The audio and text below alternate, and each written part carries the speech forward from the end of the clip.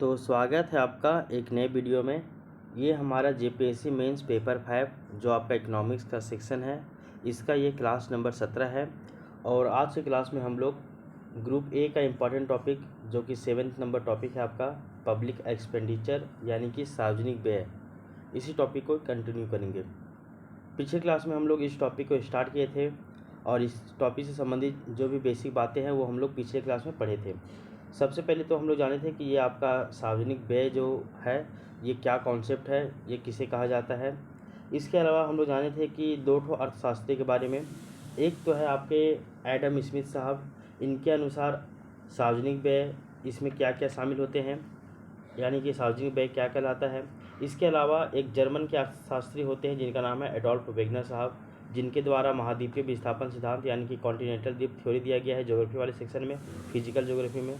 और उन्हीं के द्वारा इकोनॉमिक्स वाले सेक्शन में भी देखिएगा कि आपका सार्वजनिक व्यय का भी सिद्धांत दिया गया है। तो दोनों के बारे में हम लोग समझे।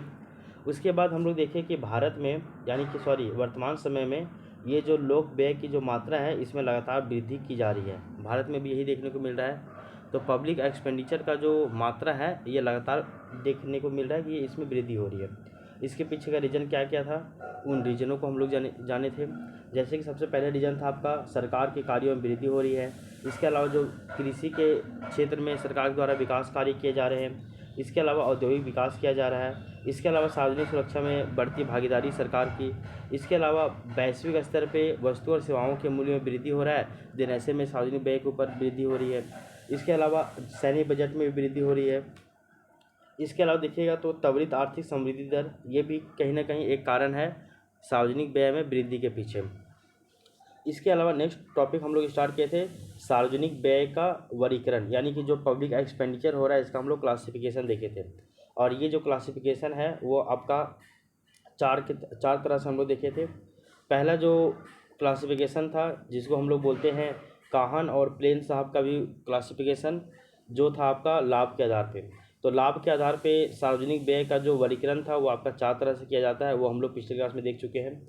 उसके बाद आय या फिर स्रोतों के आधार पे देखिएगा तो जो सार्वजनिक व्यय का जो वर्गीकरण है आय और स्रोतों के आधार पे ये भी आपका 4 तरह से किया जाता है, वो भी हम लोग देखें।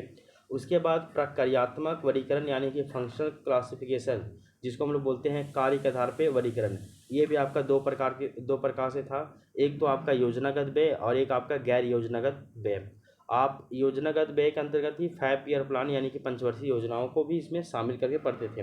बाद में क्या हुआ कि 2017 में पंचवर्षीय योजना को शामिल कर दिया गया, यानी कि योजनागत व्यय और जो आपका गैर योजनागत व्यय था इसको बंद कर दिया गया और इसके स्थान पे अब गवर्नमेंट के द्वारा विकासात्मक व्यय और आपका गैर विकासात्मक व्यय ये स्टार्ट किया गया।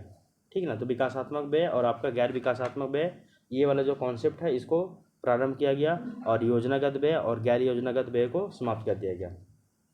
उसके बाद तीसरा जो प्रक्रियात्मक वर्गीकरण कंप्लीट हो गया, तब हम लोग चौथा इसका क्लासिफिकेशन देखे और चौथा था आपका आर्थिक आधार पे वर्गीकरण यानी कि economic classification of public expenditure. और इसमें भी देखिएगा तो आपका दो प्रकार का जो है वो सार्वजनिक व्यय किया जाता था। एक तो है आपका राजस्व व्यय और एक है आपका पूंजीगत व्यय। क्या है, तो एक है आपका राजस्व व्यय और एक है आपका पूंजीगत व्यय। तो इसको भी हम लोग यहाँ पे देखे थे। तो इन सभी को भी हम लोग यहाँ पे पढ़े थे, क्या है क्या नहीं है, राजस्व व्यय में किसको किसको शामिल किया जा रहा है, इसके अलावा पूंजीगत व्यय में किसको शामिल किया जाता है। तो इन सभी पॉइंट को हम लोग शामिल करके पढ़े थे। फिर आपका विकासात्मक व्यय और गैर विकासात्मक व्यय क्या कहलाता है, यानी कि योजनागत व्यय और गैर योजनागत व्यय को हटाकर उसको रिप्लेस करके विकासात्मक व्यय और आपका गैर विकासात्मक व्यय वाला कॉन्सेप्ट आया था। तो वो हम लोग सब कुछ पिछले क्लास में देख चुके हैं। आज के क्लास में हम लोग क्या पढ़ेंगे कि भारत के संदर्भ में सार्वजनिक जो व्यय है इसका क्या वर्गीकरण है वो जानेंगे। इसके अलावा हम लोग जो है जानेंगे कि जो आपका सार्वजनिक व्यय जो है इसका इसका विशेषता यानी कि इसका फीचर्स क्या है। उसके बाद सार्वजनिक व्यय का यानी कि लोक व्यय का प्रभाव देखेंगे, अलग अलग क्षेत्रों में देखेंगे। जैसे कि अर्थव्यवस्था में इसका क्या प्रभाव पड़ता है, अर्थव्यवस्था में 3 डायमेंशन में देखेंगे। एक तो आपका इकोनॉमिक एक्टिविटी यानी कि प्रोडक्शन, डिस्ट्रीब्यूशन और कंजम्पशन यानी कि उत्पादन, वितरण और उपभोग पर क्या प्रभाव पड़ेगा। दूसरा इकोनॉमिक स्टेबिलिटी यानी कि आर्थिक स्थिरता पे इसका क्या प्रभाव पड़ेगा। और तीसरा economic growth and economic development यानी कि आर्थिक समृद्धि और आर्थिक विकास पे इसका क्या प्रभाव पड़ेगा। तो ये जो सार्वजनिक व्यय का जो प्रभाव है ये 3 डायमेंशन में हम लोग अलग अलग तरीके से देखेंगे, और ये तीनों हम लोग पढ़ लेंगे आज की क्लास में, तब जाकर ये टॉपिक आपका कहीं पूरा कंप्लीट होगा। ठीक है ना। तो बस इसी तरह आज हम लोग स्टार्ट करते हैं। भारत के संदर्भ में जो सार्वजनिक व्यय है इसका क्या कॉन्सेप्ट है, सो क्योंकि ये आपका इम्पोर्टेंट है, और यहाँ से जो है वो आपको क्वेश्चन वगैरह देखने को मिलेंगे ही मिलेंगे। एक मिनट रुकिएगा ज़रा सा। ये रहा आपका आज का जो टॉपिक हम लोग स्टार्ट करेंगे। पीछे हम लोग क्या पढ़े हैं वो भी आपको बता दिया गया है, आज हम लोग क्या पढ़ने वाले हैं वो भी आपको बता दिया गया है। तो आज हम लोग जानेंगे भारत के संदर्भ में, यानी कि भारत के कॉन्टेक्स्ट में सार्वजनिक व्यय का वर्गीकरण क्या है, यानी कि भारत के कॉन्टेक्स्ट में देखेंगे जो पब्लिक एक्सपेंडिचर है उसका क्लासिफिकेशन कैसा है, और ये क्लासिफिकेशन जो है वो हम लोग कैसा करेंगे, वो आपका आर्थिक प्रक्रियात्मक वर्गीकरण यानी कि इकोनॉमिक फंक्शनल क्लासिफिकेशन करेंगे। यानी कि इसको हम लोग अर्थव्यवस्था से जोड़ेंगे, यानी कि इसको इकोनॉमिक्स से जोड़ेंगे, यानी इकोनॉमी से जोड़ेंगे, और इकोनॉमी में इसका जो है वो प्रक्रियात्मक वर्गीकरण क्या हो सकता है, यानी कि इसका जो है फंक्शनल क्लासिफिकेशन क्या हो सकता है वो हम लोग जानेंगे। तो बोला जा रहा है कि उपरोक्त आधार पे भारतीय अर्थव्यवस्था के सार्वजनिक व्यय को 4 भागों में बांटा जाता है। यानी कि अगर भारत के संदर्भ में देखें, सिंपल सी बात है कि अगर हम लोग भारत के संदर्भ में देखें तो जो सार्वजनिक व्यय है इसको 4 भागों में बांटा गया है। कौन कौन से 4 भाग है वो देखिए। जैसे पहला हो जाएगा आपका विकासात्मक राजस्व व्यय। देखिए आपका 2 चीज़ बताया गया था भैया। अगर हम लोग वहाँ पे आर्थिक आधार पे देखें तो आपका आर्थिक आधार पे 2 तरह का वर्गीकरण होता है, एक तो होता है आपका राजस्व व्यय और एक होता है आपका पूंजीगत व्यय। तो यहाँ पे राजस्व व्यय और आपका पूंजीगत व्यय को ही लेके चलना है। राजस्व हो गया और आपका ये पूंजीगत व्यय, इसी दोनों कॉन्सेप्ट को लेके चलना है। और ये भी आपका 2 प्रकार से होगा। पहले था आपका योजनागत और गैर योजनागत, अब हो गया क्या, विकासात्मक और आपका गैर विकासात्मक, फिर विकासात्मक, फिर आपका गैर विकासात्मक। इस तरह से देखिएगा तो आप 2 तरह से पाइएगा। एक तो आपका विकासात्मक राजस्व व्यय है, एक आपका गैर विकासात्मक राजस्व व्यय होगा। एक तो आपका विकासात्मक पूंजीगत व्यय होगा, ठीक उसी प्रकार से आपका गैर विकासात्मक पूंजीगत व्यय होगा। ये कॉन्सेप्ट कहाँ से आ रहा है आपको पता होना चाहिए कि पहले विकासात्मक और गैर विकासात्मक का कॉन्सेप्ट नहीं था। उससे पहले हम लोग योजनागत और गैर योजनागत जो है वो पढ़ते थे, विकासात्मक योजनागत और गैर योजनागत व्यय पढ़ते थे। बाद में उसको रिप्लेस कर दिया गवर्नमेंट के द्वारा, और उसके स्थान पे एक नया संकल्पना को ऐड किया गया जो आपका क्या हो गया, विकासात्मक और गैर विकासात्मक का कॉन्सेप्ट। यही हम लोगों को चारों पढ़ना है। तो बोला जा रहा है कि विकासात्मक एक हो जाएगा आपका विकासात्मक राजस्व व्यय, ठीक है क्या, तो विकासात्मक राजस्व व्यय। दूसरा हो जाएगा आपका गैर विकासात्मक राजस्व व्यय। एक हो जाएगा आपका विकासात्मक पूंजीगत व्यय और दूसरा हो जाएगा आपका गैर विकासात्मक पूंजीगत व्यय। आपको स्टार्टिंग में ही बताया गया था कि आर्थिक अगर आधार पे देखें तो इसका जो वर्गीकरण होता है वो 2 प्रकार से होता है। एक तो आपका राजस्व व्यय होता है, एक आपका पूंजीगत व्यय यानी कि रिवेन्यू एक्सपेंडिचर, और एक आपका कैपिटल एक्सपेंडिचर, ठीक है ना, ये होता है। समझ में आ गया जी। हाँ, तो विकासात्मक व्यय, तो ये व्यय की प्रकृति क्या होती है और ये व्यय का स्रोत क्या होता है, इससे लाभ क्या होता है, ये सभी के बारे में हम लोगों को देखना पड़ेगा। यहाँ पे आगे देखिए, यहाँ से बताया जा रहा है कि चारों में 2 तरह का नेचर बताया जाता है कि कहाँ से पैसा आ रहा है, यानी कि आय का जो है वो स्रोत कहाँ पे है, और दूसरा है कि कहाँ पे ये पैसा जो है वो खर्च हो रहा है और ये किस पर्पस के लिए खर्च हो रहा है। तो ओवरऑल ज़्यादा ट्रांसपेरेंसी है इंडियन गवर्नमेंट का। अच्छा, अब ये गवर्नमेंट जो है वो 4 तरह का डाटा देता है, एक आपका विकासात्मक राजस्व व्यय का, एक आपका गैर विकासात्मक राजस्व व्यय का, एक आपका विकासात्मक पूंजीगत व्यय का, और एक आपका गैर विकासात्मक पूंजीगत व्यय का।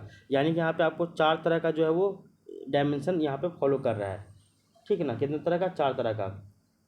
तो सब कुछ यहाँ पे मिलाया जा रहा है। बोला जा रहा है कि सबसे पहले कि पैसा कहाँ से आ रहा है वो भी आपको बताया जा रहा है, पैसा कहाँ पे खर्चा हो रहा है वो भी बताया जा रहा है, इसके अलावा पैसा जो है वो किस पर्पस से खर्च किया जा रहा है वो भी बताया जा रहा है। यानी कि यहाँ पे जो ट्रांसपेरेंसी है, पारदर्शिता है, बहुत ही अच्छी है।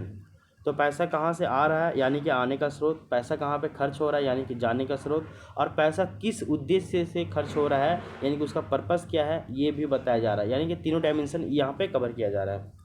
अब हम लोगों को एक एक करके देखना होगा।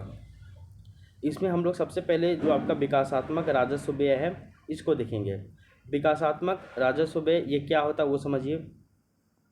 तो बोला जा रहा है कि जब सरकार के द्वारा यानी गवर्नमेंट के द्वारा राजस्व प्राप्तियों का जो है प्रयोग लोक परिसंपत्तियों के निर्माण में किया जाता है तो ऐसे व्यय को विकासात्मक व्यय कहते हैं। देखिए, जब हम लोग राजस्व खाता की बात करें यानी कि रेवेन्यू अकाउंट की बात करें यानी कि राजस्व आय की बात करें तो इसमें क्या क्या स्रोत है, अगर हम लोग राजस्व आय की बात करें, ये रहा आपका राजस्व आय। अगर हम लोग लोक प्राप्ति की बात करेंगे तो लोक प्राप्ति दो तरह का होता है, एक तो हो जाएगा आपका राजस्व प्राप्ति और दूसरा हो जाएगा आपका पूंजीगत प्राप्ति। राजस्व प्राप्ति जो है वो भी आपका दो प्रकार से होता है, एक तो हो जाएगा आपका कर प्राप्ति, दूसरा हो जाएगा आपका गैर कर प्राप्ति। कर प्राप्ति भी दो तरह से है, एक आपका डायरेक्ट टैक्स है, एक आपका इनडायरेक्ट टैक्स है। वहीं आपका दूसरा प्रकार जो है राजस्व आय के अलावा या फिर राजस्व प्राप्ति के अलावा दूसरा है पूंजीगत प्राप्ति। पूंजीगत प्राप्ति जो है वो भी आपका दो तरह से है, एक आपका डेप्ट क्रिएटिंग कैपिटल रिसिप्ट है और दूसरा आपका नॉन डेप्ट क्रिएटिंग कैपिटल रिसिप्ट है। ये सभी हम लोग इकोनॉमिक्स मतलब ये राजकोषीय नीति यानी कि फिस्कल पॉलिसी वाले टॉपिक में पढ़ चुके हैं। तो वही चीज़ यहाँ बताया जा रहा है कि जब सरकार के द्वारा राजस्व प्राप्ति का जो प्रयोग है, राजस्व प्राप्ति का प्रयोग यानी कि राजस्व आय है यानी कि राजस्व प्राप्ति है, इसमें पैसा वो चाहे वो कर राजस्व से आए या फिर गैर कर राजस्व से आए। कर राजस्व में अगर आपका डायरेक्ट टैक्स से पैसा आ रहा है, इनडायरेक्ट टैक्स से पैसा आ रहा है, इसके अलावा कोई बेनामी संपत्ति हो गया, मूलधन का पैसा हो गया, ब्याज का पैसा हो गया, ये सभी अगर पैसा आ रहा है या सरकार को जो लाभ हो रहा है उसका पैसा आ रहा है, अगर इसका यूज सरकार परिसंपत्तियों के निर्माण में करता है तो ऐसे व्यय को हम लोग विकासात्मक व्यय कहते हैं। यानी कि सरकार का पैसा मतलब इसमें दो चीज़ बताएगा, पैसा कहाँ से आ रहा है यानी कि पैसा कहाँ से गवर्नमेंट ले रहा है और पैसा खर्चा कहाँ पे कर रहा है। तो पैसा गवर्नमेंट पूंजीगत प्राप्तियों से ले रहा है कि राजस्व प्राप्ति से, तो आप बोलेगा नहीं, पूंजीगत ये राजस्व प्राप्ति से ले रहा है।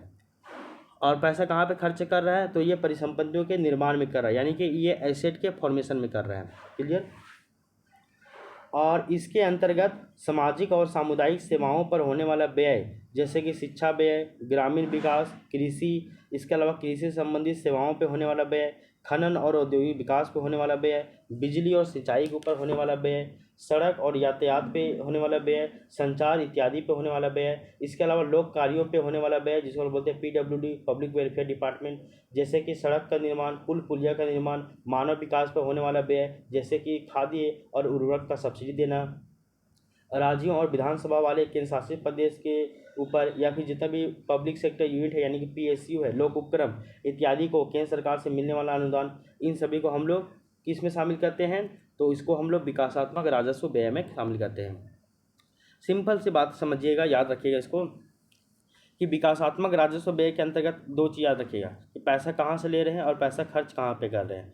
तो पैसा हम लोग ले कहाँ से रहे हैं, तो आपका राजस्व प्राप्ति से पैसा ले रहे हैं। राजस्व प्राप्ति में दो तरह का प्राप्ति होता है, कर प्राप्ति और गैर कर प्राप्ति। कर प्राप्ति में आपका डायरेक्ट और इनडायरेक्ट टैक्स दोनों आता है। तो अगर राजस्व प्राप्ति से अगर पैसा ले रहे हो और उसका खर्च आप परिसंपत्तियों के निर्माण में यानी कि एसेट के फॉर्मेशन में कर रहे हो तो वो आपका विकासात्मक राजस्व व्यय कहलाता है।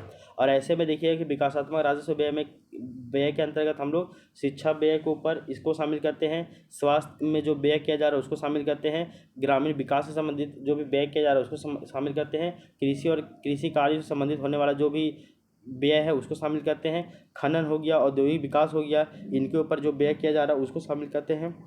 आपका इलेक्ट्रिसिटी हो गया, इरिगेशन हो गया, इसमें होने वाला जो खर्चा है उसको शामिल करते हैं। आपका ट्रांसपोर्टेशन और जो आपके कम्युनिकेशन पे जो खर्च हो रहा है उसको शामिल करते हैं। इसके अलावा आपका पब्लिक वेलफेयर डिपार्टमेंट में जो खर्चा हो रहा है उसमें शामिल करते हैं। सड़क पुल पुलिया का निर्माण हो रहा है, ब्रिज बन रहा है, रोड बन रहा है, कंस्ट्रक्शन हो रहा है, ये सभी का इसमें जो खर्चा हो रहा है उसको शामिल करते हैं। इसके अलावा मानव विकास पे यानी कि ह्यूमन डेवलपमेंट पे जो भी होने वाला जो व्यय है उसको भी शामिल करते हैं। खाद्य और उर्वरक सब्सिडी की बात कीजिए यानी कि सहायकी यानी कि आपके फूड के ऊपर, आपके फर्टिलाइजर के ऊपर जो भी सब्सिडी दे रहा है गवर्नमेंट उसको शामिल करते हैं। इसके अलावा राज्यों एवं विधानसभा वाले केंद्र शासित प्रदेशों को यानी कि सेंट्रल गवर्नमेंट के द्वारा स्टेट गवर्नमेंट को अनुदान दिया जाता है जिसको बोलते हैं हम लोग अनुदान को ग्रांट्स बोलते हैं। इसके अलावा केंद्र सरकार के द्वारा जहाँ जहाँ पे भी विधानसभा है वैसे केंद्र शासित प्रदेशों को भी ग्रांट्स यानी कि अनुदान दिया जाता है। केंद्र सरकार के द्वारा पब्लिक सेक्टर यूनिट्स को भी अनुदान दिया जाता है, तो उन अनुदान को यानी उन ग्रांट्स को भी इसमें जो है वो आपका विकासात्मक व्यय में शामिल किया जाता है। सिंपल सी बात है, इसको आप याद रखिएगा और इसको एक बार अपने स्तर पर जब सोच लीजिएगा ना तो चीज़ें जो है वो आप भूल नहीं पाओगे। ठीक है, तो इसको केवल एक बार अपने स्तर पर सोचिएगा और तो ये चीज़ें जो है वो आपको लंबे समय तक याद रहेगी, क्योंकि ये सब में भूलने का ऑप्शन जो है वो नहीं रहता है, आपको याद रहता ही रहती है चीज़ें। ये समझ में आ गया ये बातें? जी हाँ। नेक्स्ट पॉइंट में हम लोग चलेंगे। तो विकासात्मक राजस्व व्यय कंप्लीट हो गया है। अब हम लोग देखेंगे जो आपका है गैर विकासात्मक राजस्व व्यय। तो गैर विकासात्मक राजस्व व्यय क्या है? पहले हम लोग देखें विकासात्मक राजस्व व्यय और अब देखेंगे हम लोग गैर विकासात्मक राजस्व व्यय। तो बोला जा रहा है कि इसमें जो पैसा आ रहा है वो राजस्व प्राप्तियों से आ रहा है, यानी कि आपको बताया गया लोक प्राप्ति जिसको हम लोग बोलते हैं, क्या बोलते हैं, लोक प्राप्ति को हम लोग बोलते हैं राजस्व प्राप्ति। ये आपका दो प्रकार से है, एक तो आपका है इसमें राजस्व प्राप्ति, दूसरा आपका पूंजीगत प्राप्ति। तो यहाँ पे जो पैसा आ रहा है वो आपका राजस्व प्राप्ति से पैसा आ रहा है, और यहाँ जो पैसा जो खर्च हो रहा है वो आपका गैर विकासात्मक कार्यों में खर्च हो रहा है। देखिए, अगर पैसा आप राजस्व प्राप्ति से ले रहे हो और उसको आप विकासात्मक कार्यों में खर्च कर रहे हो तो ये आपका विकासात्मक लोक व्यय कहलाएगा, विकासात्मक राजस्व व्यय कहलाएगा। वहीं अगर आप पैसा आप राजस्व व्यय से ले रहे हो लेकिन आप उसका खर्चा गैर विकासात्मक कार्यों में कर रहे हो, जैसे कि अगर आप कोई देश से जो है वो लोन लिए थे, अब उस लोन के बदले में मूलधन तो दे ही दिए, बाद में अगर आप ब्याज को भी दे रहे हो, इंटरेस्ट को भी दे रहे हो, तो ये आपका गैर विकासात्मक कार्य होगा कि नहीं हुआ। ये इंपॉर्टेंट है, ये भी इंपॉर्टेंट है, विकासात्मक और गैर विकासात्मक कार्य सभी कार्य इंपॉर्टेंट है। तो बोले जा रहे हैं कि यहाँ पे जो ब्याज का भुगतान कर रहे हो ये आपका गैर विकासात्मक कार्य में होने वाला भुगतान है, तो इसको हम लोग गैर विकासात्मक राजस्व व्यय कहते हैं। राजस्व व्यय यानी विकासात्मक बोलिए या फिर गैर विकासात्मक राजस्व व्यय बोलिए, यहाँ पे पैसा हमेशा ये राजस्व व्यय से ही आएगा। और जब हम लोग पूंजीगत राजस्व व्यय और आपका पूंजी ये विकासात्मक पूंजीगत व्यय बोलेंगे या फिर गैर विकासात्मक पूंजीगत व्यय बोलेंगे, तो वहाँ पे पैसा पूंजीगत आय से, पूंजीगत प्राप्तियों से आएगा और खर्चा आपका विकासात्मक कार्य में और आपका खर्चा गैर विकासात्मक कार्य में होगा। नहीं समझे? एक बार आपको हम एक बार हल्का समझा देते हैं ना ये, तो आपको समझ में आ जाएगा। एक तरफ लिखिएगा आप राजस्व प्राप्ति यानी कि रिवेन्यू रिसिप्ट, और दूसरा तरफ लिखिएगा आप कैपिटल रिसिप्ट यानी कि पूंजीगत प्राप्ति। ये हो गया। इसका और इसका दो तरह का रिलेशन बन रहा है, एक तो बन रहा है आपका विकासात्मक राजस्व प्राप्ति, एक बन रहा है आपका गैर विकासात्मक राजस्व प्राप्ति। इसमें भी दो तरह का रिलेशन बन रहा है, एक तो है आपका विकासात्मक पूंजीगत प्राप्ति और दूसरा बन रहा है गैर विकासात्मक पूंजीगत प्राप्ति। दो तरह का बन गया है। फिर इसमें बताया जा रहा है यदि आप पैसा ले रहे हो राजस्व प्राप्ति से और खर्चा कर रहे हो विकासात्मक कार्य में, इसी को हम लोग बोलते हैं विकासात्मक राजस्व व्यय। और अगर आप पैसा ले रहे हो राजस्व व्यय से और उसको खर्चा कर रहे हो गैर विकासात्मक कार्य में, तो उसी को बोलते हैं हम लोग गैर विकासात्मक राजस्व व्यय। क्लियर? इसके अलावा अगर पैसा आप पूंजीगत व्यय से ले रहे हो और उसको आप अगर विकासात्मक कार्य में खर्चा कर रहे हो तो उसको हम लोग बोलेंगे विकासात्मक पूंजीगत व्यय। वहीं अगर आप पैसा पूंजीगत व्यय से ले रहे हो और उस पैसा का खर्चा जो है वो आपका गैर विकासात्मक कार्यों में कर रहे हो, तो उसी को हम लोग बोलते हैं गैर विकासात्मक पूंजीगत व्यय। समझे बात को? जी हाँ, बस इसी को याद रख लीजिएगा ना, तो अब आप इसको जो है वो खुद अपने आप इलिब्रेट कर लीजिएगा। समझे? जी हाँ। तो गैर विकासात्मक राजस्व व्यय में क्या हो जाएगा कि इसमें भी पैसा राजस्व प्राप्ति से आएगा, लेकिन इसका खर्च कहाँ पे होगा? गैर विकासात्मक कार्यों में, जैसे कि ब्याज भुगतान में। विकासात्मक कार्य जैसे कि आप पुल पुलिया बना दिए, संचार के ऊपर खर्चा किए, औद्योगिक विकास के ऊपर खर्चा किए, आप सिंचाई के ऊपर खर्चा किए, आप बिजली के ऊपर खर्चा किए, आप यातायात को बेहतर किए, आप स्वास्थ्य के ऊपर खर्चा किए, आप शिक्षा के ऊपर खर्चा किए, तो ये सभी आपका विकासात्मक कार्य हो गया। ठीक है, आगे देखिए, इसमें देनदारी यानी कि लायबिलिटी में ना कमी होगा ना ही सरकार के परिसंपत्तियों का निर्माण होगा, यानी कि देनदारी में कमी नहीं होगा लेकिन आपके परिसंपत्ति में भी किसी प्रकार का कमी नहीं होगा इसमें। आगे देखिए, बोला जा रहा है कि जब सरकार के द्वारा अपने राजस्व प्राप्तियों का उपयोग, यानी कि जो राजस्व प्राप्ति है यानी कि जो आपका रिवेन्यू रिसिप्ट है, इसका प्रयोग गैर विकासात्मक कार्यों में किया जाता है, तो उसी को ही गैर विकासात्मक राजस्व व्यय कहते हैं। जो भी हम समझाए उसी को यहाँ पे लैंग्वेज के फॉर्म में लिखा गया है। इसके अंतर्गत ब्याज भुगतान को शामिल किया जाता है, रक्षा में होने वाला व्यय को शामिल किया जाता है। इसके अलावा राज्य के जो भी विभिन्न अंग है, जैसे कि विधायिका हो गया, कार्यपालिका हो गया, न्यायपालिका यानी कि लेजिस्लेचर, आपका एग्जीक्यूटिव, आपका इसके अलावा जुडिशरी, इनके ऊपर होने वाला व्यय। इसके अलावा वित्तीय सेवाओं जैसे कि आप गवर्नमेंट बैंक वगैरह ले लो, यानी कि फाइनेंशियल जो सर्विसेज है इनके ऊपर आप खर्च कर रहे हो, ये भी आपका गैर विकासात्मक राजस्व व्यय में शामिल होगा। इसके अलावा आप पेंशन दे रहे हो, इसके अलावा आप MEA यानी कि मिनिस्ट्री ऑफ एक्सटर्नल जो अफेयर्स है, यानी कि विदेशी सेवाओं में खर्च होने वाला जो व्यय है। इसके अलावा हस्तांतरित व्यय यानी कि जिसको हम बोलते हैं ट्रांसफर पेमेंट, जैसे कि वृद्धा पेंशन हो गया, स्कॉलरशिप हो गया, इसका मैया समान योजना हो गया, ये सभी इनमें आप खर्च कर रहे हो। इसके अलावा विधानसभा रहित केंद्र शासित प्रदेशों को मिलने वाला अनुदान, यानी कि जहाँ जहाँ पे विधानसभा है वहाँ पे आप केंद्र शासित प्रदेश, ऐसे केंद्र शासित प्रदेश जहाँ पे आपका विधानसभा है उन लोग को आप अनुदान दे रहे हो, यानी कि ग्रांट्स दे रहे हो, इसको भी।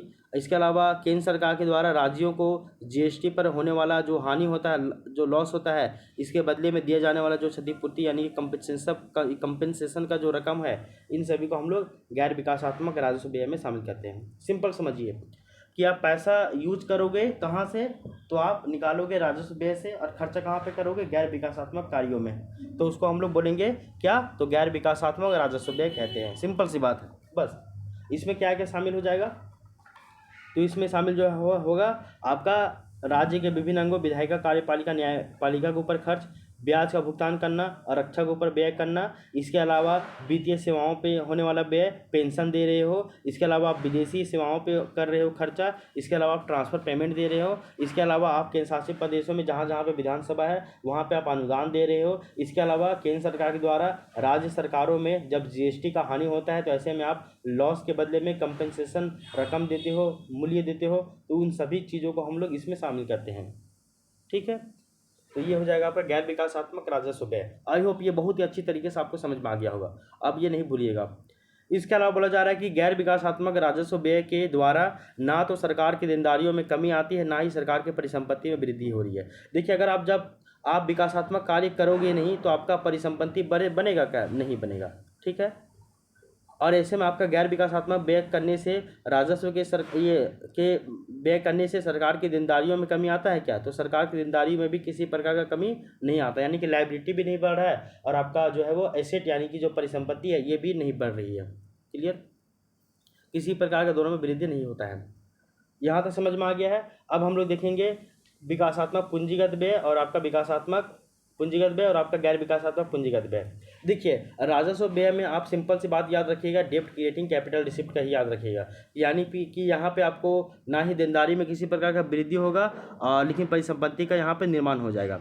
लेकिन जब आप पूंजीगत व्यय में जाओगे तो या पूंजीगत राजस्व में भी जाओगे तो वहाँ पे देखिएगा आपका देनदारी में क्या होगा, कमी हो जाएगा, और आपका परिसंपत्ति वहाँ पे देनदारी बढ़ जाएगा और आपका परिसंपत्ति वहाँ पे कम हो जाएगा या बढ़ जाएगा, दोनों में कुछ भी होगा। यानी कि देखिए, लायबिलिटी भी नहीं बढ़ रहा है और परिसंपत्ति भी नहीं बढ़ रहा है, तो वो आपका तो राजस्व व्यय हो जाएगा या फिर राजस्व प्राप्ति हो जाएगा। लेकिन जहाँ पे आपका लायबिलिटी जो है वो आपका बढ़ जा रहा है और परिसंपत्ति घट जा रहा है, तो वो आपका पूंजीगत में चला जाएगा। तो विकासात्मक पूंजीगत व्यय क्या है कि यहाँ पे पैसा जो है वो हम लोग कहाँ से ले रहे हैं, पूंजीगत व्यय से निकाल रहे हैं। ठीक है, पूंजीगत व्यय से पैसा निकाल दो, और पैसा खर्चा कहाँ पे करोगे, तो आप विकासात्मक कार्यों में जो है वो पैसा खर्चा करोगे। ठीक है, और इससे क्या होगा, देनदारी में कमी नहीं होगा और परिसंपत्ति का निर्माण होगा, तो जी हाँ होगा। इसको हम लोग समझते हैं एग्जाम्पल के माध्यम से। बोला जा रहा है कि जब सरकार के द्वारा, किसके द्वारा, तो जब गवर्नमेंट के द्वारा पूंजीगत प्राप्तियों का उपयोग परिसंपत्तियों के निर्माण में किया जाता है, तब ऐसे व्यय को विकासात्मक पूंजीगत व्यय कहते हैं। यानी कि सरकार के द्वारा पूंजीगत प्राप्तियों से पैसा लिए और उसको हम लोग विकासात्मक कार्यों में पैसा खर्चा कर दिए, तो ही आपका विकासात्मक पूंजीगत व्यय कहलाता है। यहाँ पे बोला जा रहा है एग्जाम्पल में कि BOT, एक होता है BOT, इसका मतलब क्या होता है, build, operate and transfer. Example के लिए समझिए कि रांची से हजारीबाग रोड बना, तो ऐसे में ये गवर्नमेंट का परिसंपत्ति होगा कि नहीं, तो ये गवर्नमेंट का भी परिसंपत्ति होगा।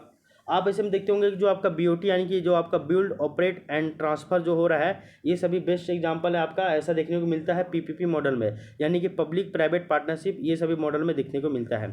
तो बिल्ड, ऑपरेट एंड ट्रांसफ़र यानी कि आप रांची से हजारीबाग रोड बना दिए, तो ये जो बना दिए रोड है ये आपका गवर्नमेंट का परिसंपत्ति होगा कि नहीं होगा, जी हाँ, यानी कि आप परिसंपत्ति का निर्माण हो रहा है कि नहीं हो रहा, जी हाँ हो रहा है। इसके अलावा एक और आता है आपका BOO, जिसको हम लोग बोलते हैं बिल्ड ऑन ऑपरेट। यहाँ पे ट्रांसफ़र नहीं होगा, यहाँ पे केवल ऑपरेट होगा, यहाँ पे ट्रांसफ़र नहीं होगा। तो BOO यानी कि बिल्ड ऑन ऑपरेट, यहाँ पे केवल ऑपरेट होगा, ट्रांसफ़र नहीं होगा। और BOT में ऑपरेट भी होगा, ट्रांसफ़र भी होगा, और ये PPP मॉडल पे आधारित होता है। और जो BOO है यानी कि बिल्ड ऑन ऑपरेट, जहाँ पे केवल ऑपरेट होगा, ट्रांसफ़र नहीं होगा, यहाँ गवर्नमेंट मॉडल डिजाइन बना कर देगा, बाकी कंपनी अपना देख लेगा। एग्जाम्पल के लिए एग्जाम्पल समझो कि देवघर का जो एयरपोर्ट है ये प्राइवेट कंपनी का है, बट गवर्नमेंट इसको राष्ट्रीयकरण कर सकता है। ठीक है ना। अच्छा, ये नहीं भी समझ में आ रहा है, इसको छोड़िए आप। एक वो जो है BOT का कॉन्सेप्ट आप ChatGPT से या फिर गूगल वगैरह सर्च कीजिएगा और आप BOO का जो है कॉन्सेप्ट सर्च कीजिएगा, ये क्या है क्या नहीं है, सो इसके बारे में सर्च कर लीजिएगा।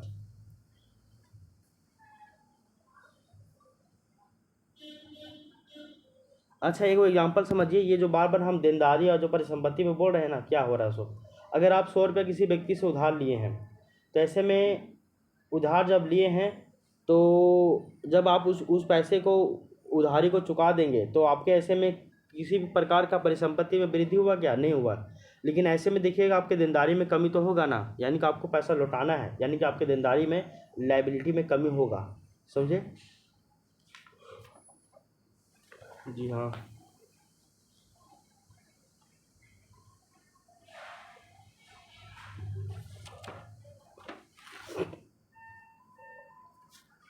अगर कोई, अगर मतलब राज्य सरकार, मतलब केंद्र सरकार अगर राज्य सरकार को लोन देती है, तो ऐसे में राज्य सरकार को जो है कि देनदारी में क्या हो रहा है, कमी हो रहा है कि नहीं हो रहा है, मतलब सॉरी, देनदारी में वृद्धि हो रहा है कि नहीं हो रहा है? समझे ना? यानी कि पैसा भी देना पड़ेगा, मूलधन तो देना ही देना है, ब्याज भी देना पड़ेगा, ऐसा।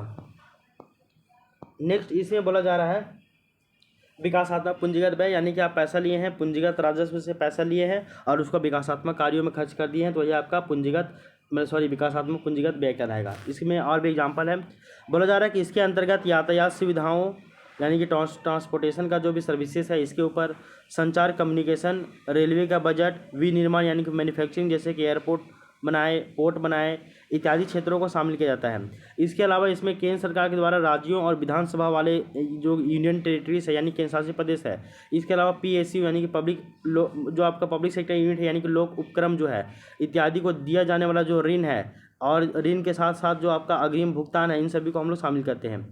और इसके अंतर्गत वैज्ञानिक शोध तथा ऊर्जा उत्पादन, जैसे कि कोयला, गैस, पेट्रोलियम इत्यादि के ऊपर भी अगर हम लोग किसी भी प्रकार का व्यय को शामिल कर व्यय कर रहे हैं, तो वो सभी आपका विकासात्मक पूंजीगत व्यय कहलाता है। समझे ना? क्या कर रहा है? तो आपका विकासात्मक पूंजीगत व्यय कहलाता है। तो आप पैसा लिए हैं पूंजीगत राजस्व से और कार्य कर रहे विकासात्मक कार्य, जैसे कि क्या क्या काम कर रहे हैं, तो आप यातायात सुविधाओं को बेहतर बना रहे हैं, संचार हो गया, रेलवे बजट हो गया, इसके अलावा आप कोई फैक्ट्री वगैरह बना रहे हो, एयरपोर्ट बना रहे हो, उद्योग लगा रहे हो, पोर्ट बना रहे हो, इन सभी के ऊपर खर्च कर रहे हो। इसके अलावा जो भी आपका जो है केंद्र सरकार जो है वो राज्य सरकारों को लोन देता है, इसके अलावा पब्लिक सेक्टर यूनिट्स को भी लोन देता है, तो इन सभी को भी हम लोग इसी में ही शामिल करते हैं। यानी कि ये पूंजीगत राजस्व से पैसा ले रहे हैं और इससे आपका विकासात्मक कार्य कर रहे हैं, ठीक है ना। इसके अलावा इसमें देखिएगा कि इसके अंतर्गत जो भी वैज्ञानिक शोध संस्थान है, यानी कि वैज्ञानिक शोध में, यानी कि जो भी साइंटिफिक रिसर्च में जो पैसा खर्चा हो रहा है उसको भी इसी में शामिल करते हैं। इसके अलावा अगर आप ऊर्जा का उत्पादन कर रहे हैं, कोयला का, पेट्रोलियम का, गैस का, तो ये सभी आपका विकासात्मक कार्य में शामिल हो जाते हैं और इन सभी के ऊपर होने वाला जो खर्चा है वो आपका विकासात्मक पूंजीगत व्यय कहलाता है। समझे बात को? जी हाँ। नेक्स्ट आ जाएगा आपका गैर विकासात्मक पूंजीगत व्यय, यानी कि आप पैसा ले रहे हो पूंजीगत व्यय से, लेकिन उसका यूज कहाँ पे करोगे, तो गैर विकासात्मक कार्यों में करोगे। और यहाँ पे ओनली देनदारी में कमी होगा, बट इससे परिसंपत्ति का निर्माण होगा क्या? नहीं होगा। देनदारी में कमी होगा और परिसंपत्तियों का निर्माण नहीं होगा। आगे देखिए, जब बोला जा रहा है कि जब सरकार के द्वारा पूंजीगत प्राप्तियों का उपयोग गैर विकासात्मक कार्यों में किया जाता है, जैसे कि आपका रक्षा व्यय, सीमा सुरक्षा से संबंधित सेवाओं पर किया जाने वाला व्यय, इन सभी को हम लोग गैर विकासात्मक पूंजीगत व्यय कहते हैं। मीन्स बॉर्डर पे आप इलेक्ट्रिसिटी लगाए, स्ट्रीट लाइट लगाए, कोई भी हाट यानी कि मार्केट लगाए, तो होटल पे खर्च किए, तो इससे क्या हो गया आपका, ये सभी पूंजीगत व्यय तो है, लेकिन ये आपका गैर विकासात्मक पूंजीगत व्यय है। हाट मार्केट लगता है ना मिजोरम और त्रिपुरा के बीच में, इंडिया के संदर्भ में पब्लिक एक्सपेंडिचर जो है वो आपका कंप्लीट हो गया यहाँ पे जाके। तो भारत के संदर्भ में जो आपका सार्वजनिक व्यय जो था वो 4 प्रकार के था। कौन कौन? तो राजस्व व्यय के संबंध में 2 ठो था और पूंजीगत व्यय के संदर्भ में भी 2 को था। ये सभी हम लोग आर्थिक प्रक्रियात्मक वर्गीकरण देख रहे हैं, जिसमें हम लोग राजस्व व्यय के अंतर्गत विकासात्मक राजस्व व्यय, फिर आपका गैर विकासात्मक राजस्व व्यय ये देखें, फिर आपका पूंजीगत व्यय के अंतर्गत विकासात्मक पूंजीगत व्यय और आपका गैर विकासात्मक पूंजीगत व्यय दोनों देखें। और यहाँ पे जो है वो भारत के संदर्भ में, यानी कि भारत के संदर्भ में जो सार्वजनिक व्यय का जो वर्गीकरण था वो आपका कंप्लीट हो गया है। इसको 1-2 बार केवल आप देख लीजिएगा, रिविजन कर लीजिएगा ना, तो चीज़ें जो है वो आपके लिए आसान हो जाएगी। अब हम लोग जो है वो नेक्स्ट टॉपिक पढ़ेंगे और वो टॉपिक क्या है, सार्वजनिक व्यय यानी कि लोक व्यय की विशेषता क्या है। तो सार्वजनिक व्यय का जो है वो विशेषता वगैरह भी है कुछ कुछ भाई, ज़्यादा नहीं लेकिन थोड़ा बहुत तो है ही ना। तो पहला विशेषता ये है इसका कि ये आपका अधिकतम सामाजिक लाभ को सुनिश्चित करता है, यानी कि ये मैक्सिमम सोशल बेनिफिट्स को ये सुनिश्चित करता है। बोला जा रहा है कि सार्वजनिक व्यय अधिक सामाजिक लाभ के सिद्धांत पे कार्य करती है। मतलब ये सामाजिक लाभ के सिद्धांत पे कार्य करती है, व्यक्तिगत लाभ के सिद्धांत पे नहीं। ये पूरा जन कल्याण की बात करता है, वेलफेयर, पब्लिक वेलफेयर की बात करता है, प्रॉफिट मैक्सिमाइजेशन की बात नहीं करता है। तो ये लाभ तो सबको ये लाभ पहुँचाने का कार्य करता है, यानी कि लाभ के सिद्धांत पे कार्य करता है, लेकिन एक ऐसा लाभ पूरा सामाजिक लाभ, सभी को लाभ पहुँचाने का कार्य करता है। अतः सरकार के द्वारा ऐसे व्यय नीति का निर्माण किया जाना चाहिए जिससे सभी समुदायों को समान लाभ प्राप्त हो। इसमें आपका इंक्लूसिवनेस यानी कि समावेशिता शामिल होती है। इसका दूसरा पॉइंट देखिएगा कि जो आपका सार्वजनिक व्यय जो है, इसका विशेषता देखिए कि आपका मितव्ययिता के सिद्धांत पे भी कार्य करता है। पहला तो ये आपका सामाजिक लाभ के सिद्धांत पे कार्य करता है, दूसरा ये आपका मितव्ययिता के सिद्धांत पे कार्य करता है, यानी कि द थ्योरी ऑफ इकोनॉमिक। मितव्ययी को क्या बोलते हैं भाई? मितव्ययी को कुछ और बोला जा रहा है, समझे? मितव्ययी मतलब सिंपल बात यही समझे ना कि जहाँ पे ज़रूरत हो वहीं पे खर्च करना, अनावश्यक खर्च जो है वो नहीं करना।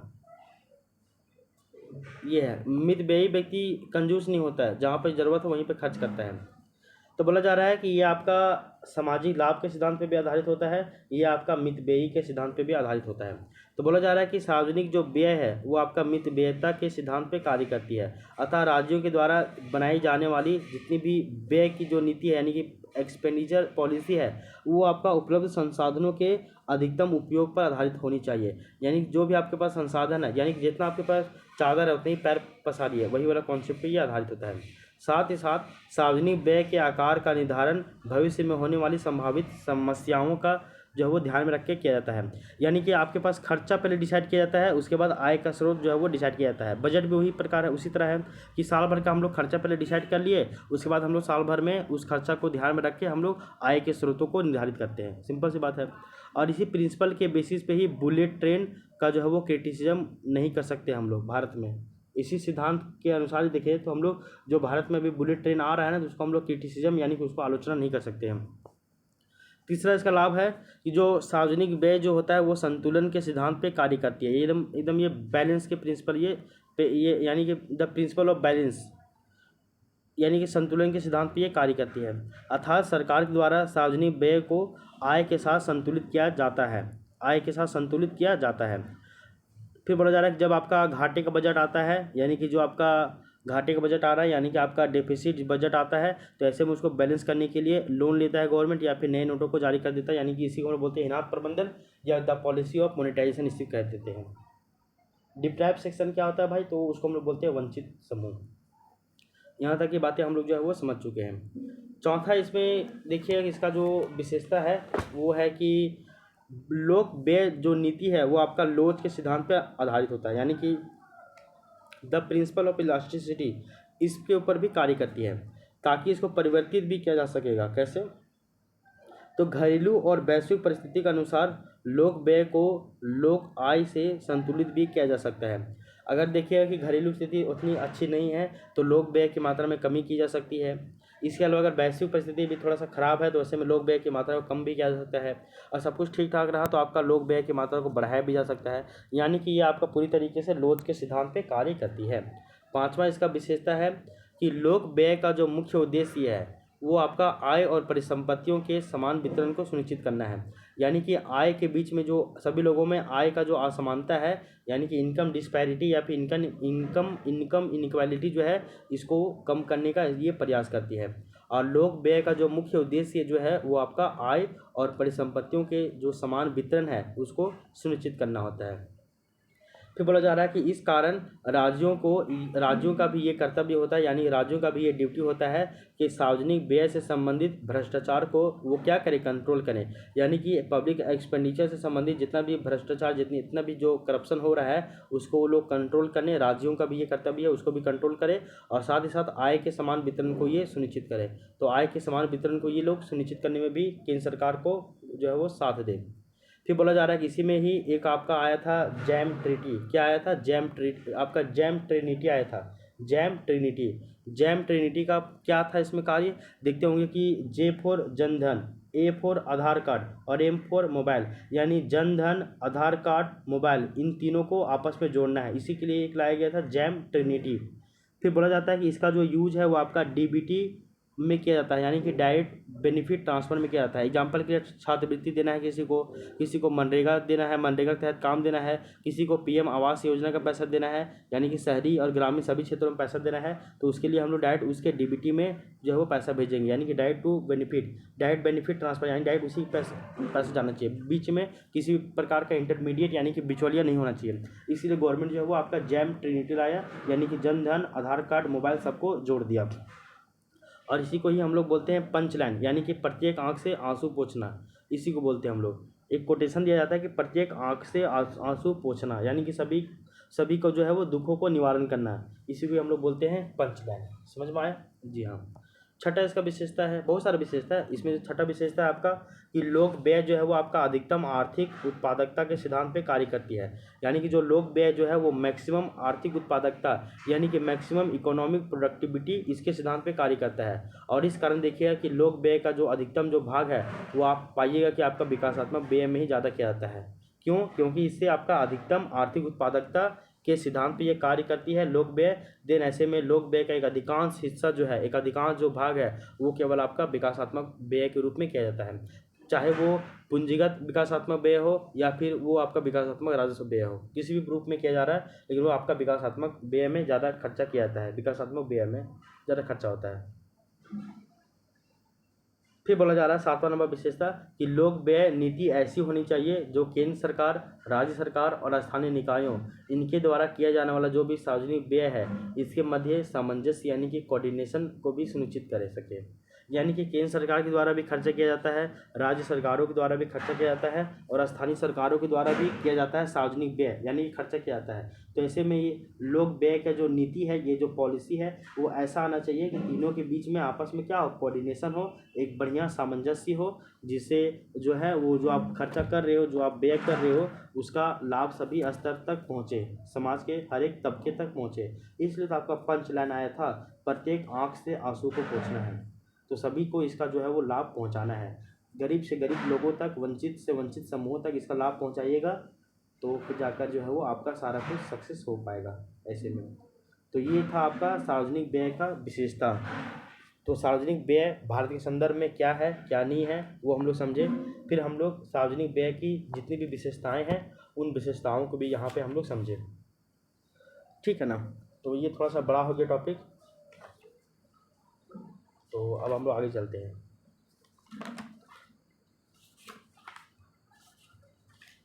अब हम लोग आगे चलते हैं, इसके आगे की चर्चा करते हैं नेक्स्ट पॉइंट।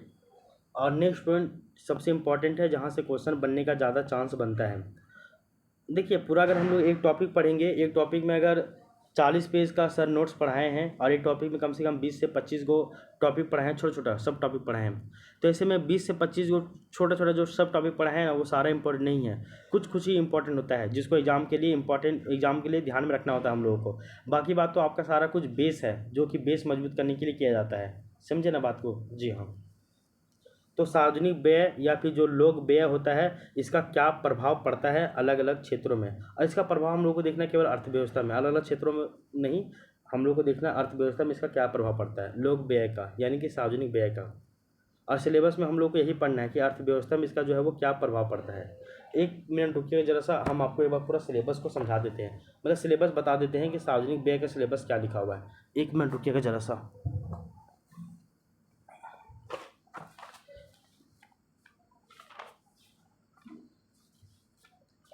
ये देखिए, जब हम लोग ग्रुप ए इकोनॉमिक्स की बात करते हैं तो वहाँ पे आपका 7वां नंबर टॉपिक है सार्वजनिक व्यय यानी कि पब्लिक एक्सपेंडिचर। उसमें लिखा हुआ है कि सार्वजनिक व्यय का सिद्धांत क्या है, इसके अलावा सार्वजनिक व्यय के वृद्धि के कारण क्या है, और फिर इसका अर्थव्यवस्था पे क्या प्रभाव पड़ता है, इसके अलावा आंतरिक और बाह्य देनदारियाँ यानी कि लायबिलिटीज़ क्या है, ये आपको जानना है। तो सब कुछ हम लोग लगभग पढ़ ही चुके हैं। सार्वजनिक व्यय का सिद्धांत भी हम लोग देख चुके हैं क्या है क्या नहीं है। सो इसके अलावा सार्वजनिक व्यय का विशेषता देख चुके हैं। भारत में सार्वजनिक व्यय का वर्गीकरण कैसा है वो भी हम लोग देख चुके हैं। फिर सार्वजनिक व्यय में वृद्धि जो हो रहा है यानी कि लोक व्यय में जो उसकी मात्रा में लगातार वृद्धि हो रहा है वो भी हम लोग जान चुके हैं। अब हम लोग को देखना है लास्ट पॉइंट कि जो आपका अर्थव्यवस्था पे इसका क्या प्रभाव पड़ता है वो देख लेना है। और इसी में ही ना एक पॉइंट और भी है आपका कि सार्वजनिक व्यय जो है ना इसका सिद्धांत क्या है वो सर नहीं बताए थे, सार्वजनिक व्यय का सिद्धांत, क्योंकि इसे टॉपिक में ये इम्पोर्टेंट तो है ही सर, इसको नहीं पढ़ा है। तो सार्वजनिक व्यय का सिद्धांत दो तरह का है, एक तो है आपका वैगनर साहब का सिद्धांत और एक है आपका पिकॉक वाइसमैन का सिद्धांत। ये दोनों टॉपिक ये नहीं पढ़ाए सर। यानी कि सार्वजनिक व्यय का सिद्धांत क्या है, वो 3-4 पेज का नोट्स आप तैयार कर लीजिएगा खुद से ही। थोड़ा सा चैट जीपीटी गूगल वगैरह कीजिएगा ना, कोई बुक वगैरह में देखिएगा ना, तो सार्वजनिक व्यय का सिद्धांत मिल जाएगा। ज़्यादा आपको डीपली नॉलेज नहीं रखना है, 3-4 पेज आप इसके लिए तैयार कर लीजिएगा, 4 पेज का नोट्स, और बस उसको तैयार कर लीजिएगा और कुछ परेशानी नहीं लेना है आपको, ठीक है ना। बस यही याद रख लीजिएगा, 4-5 पेज का जो है वो नोट्स थोड़ा सा आप तैयार कर लीजिएगा, ठीक है। तो अब हम लोग देखेंगे सार्वजनिक व्यय का यानी कि लोक व्यय का प्रभाव क्या है अर्थव्यवस्था में। और ये प्रभाव आपका 3 तरह से देखने को मिलता है। एक तो है आपका उत्पादन, वितरण और उपभोग पे इसका क्या प्रभाव पड़ता है। यानी कि जो आपका आर्थिक गतिविधि है या जो आपका आर्थिक क्रिया है, क्रियाकलाप है, जिसमें हम लोग प्रोडक्शन, डिस्ट्रीब्यूशन और कंज्यूमर यानी कि उत्पादन, वितरण और उपभोग को शामिल करते हैं, इसमें क्या प्रभाव पड़ता है। दूसरा आपका आर्थिक स्थिरता यानी कि इकोनॉमिक स्टेबिलिटी, यानी कि AD=AS वाला कंडीशन, जहाँ पर समग्र मांग समग्र आपूर्ति के बराबर हो। एग्रीगेट डिमांड्स एग्रीगेट सप्लाई, ये वाला इसमें क्या प्रभाव पड़ता है। इसके अलावा तीसरा है आपका आर्थिक समृद्धि यानी कि इकोनॉमिक ग्रोथ, और आपका आर्थिक विकास यानी कि इकोनॉमिक डेवलपमेंट, इसमें क्या आपका प्रभाव पड़ता है। इकोनॉमिक जो ग्रोथ जो है वो आपका आर्थिक पक्ष से जुड़ा होता है, जबकि जो इकोनॉमिक डेवलपमेंट है वो आपका सामाजिक पक्ष से जुड़ा हुआ रहता है, ठीक है। तो बस इसी को ही हम लोग को देखना है, और तब जाकर ये टॉपिक आपका पूरा कंप्लीट हो जाएगा। और इसमें जो है सार्वजनिक व्यय का जो सिद्धांत है वो 4 पेज का जो है वो नोट्स आप थोड़ा सा देख लीजिएगा, जिसमें आप वेगनर का सिद्धांत और आप पिकॉक साहब का सिद्धांत, ये दोनों सिद्धांत पढ़ लीजिएगा। तब जाकर ये पूरा जो है वो सार्वजनिक व्यय वाला जो टॉपिक है वो आपका पूरा क्लियर हो जाएगा, ठीक है। अब हम लोग एक एक करके देखेंगे। सबसे पहले देखेंगे कि सार्वजनिक व्यय का जो है उत्पादन पे क्या प्रभाव पड़ता है, ठीक है, उत्पादन पे क्या प्रभाव पड़ता है। फिर हम लोग देखेंगे सार्वजनिक व्यय का जो है वो आपका उत्पादन के बाद हम लोग वितरण पे क्या प्रभाव पड़ता है। फिर हम देखेंगे इसका उपभोग पे क्या प्रभाव पड़ता है। सभी को एक एक करके देखेंगे। सबसे पहले देखिए सार्वजनिक व्यय का उत्पादन पे क्या प्रभाव पड़ता है। तो उत्पादन किसका हो रहा है, तो आप वस्तुओं का उत्पादन करते हो, आप सेवाओं का उत्पादन करते हो, यानी कि पब्लिक गुड्स इसका उत्पादन करते हो, और इसको हम लोग एक बोलते हैं पब्लिक सर्विसेज, इसका उत्पादन करते हैं। पब्लिक गुड्स को ही हम लोग जो है वो सार्वजनिक वस्तुएं कहते हैं, और पब्लिक सर्विसेज को ही हम लोग जो है वो सार्वजनिक सेवा कहते हैं। समझ में आ गया। अगर जब आप उत्पादन में वृद्धि करते हो, यानी कि जब आप उत्पादन में वृद्धि करते हो तो ऑटोमेटिक आपका जो है वो रोजगार सृजन होता है, यानी कि एम्प्लॉयमेंट जनरेट होता है। ऐसे में लोगों का जो है इनकम जनरेट होता है, यानी कि आय में वृद्धि होती है।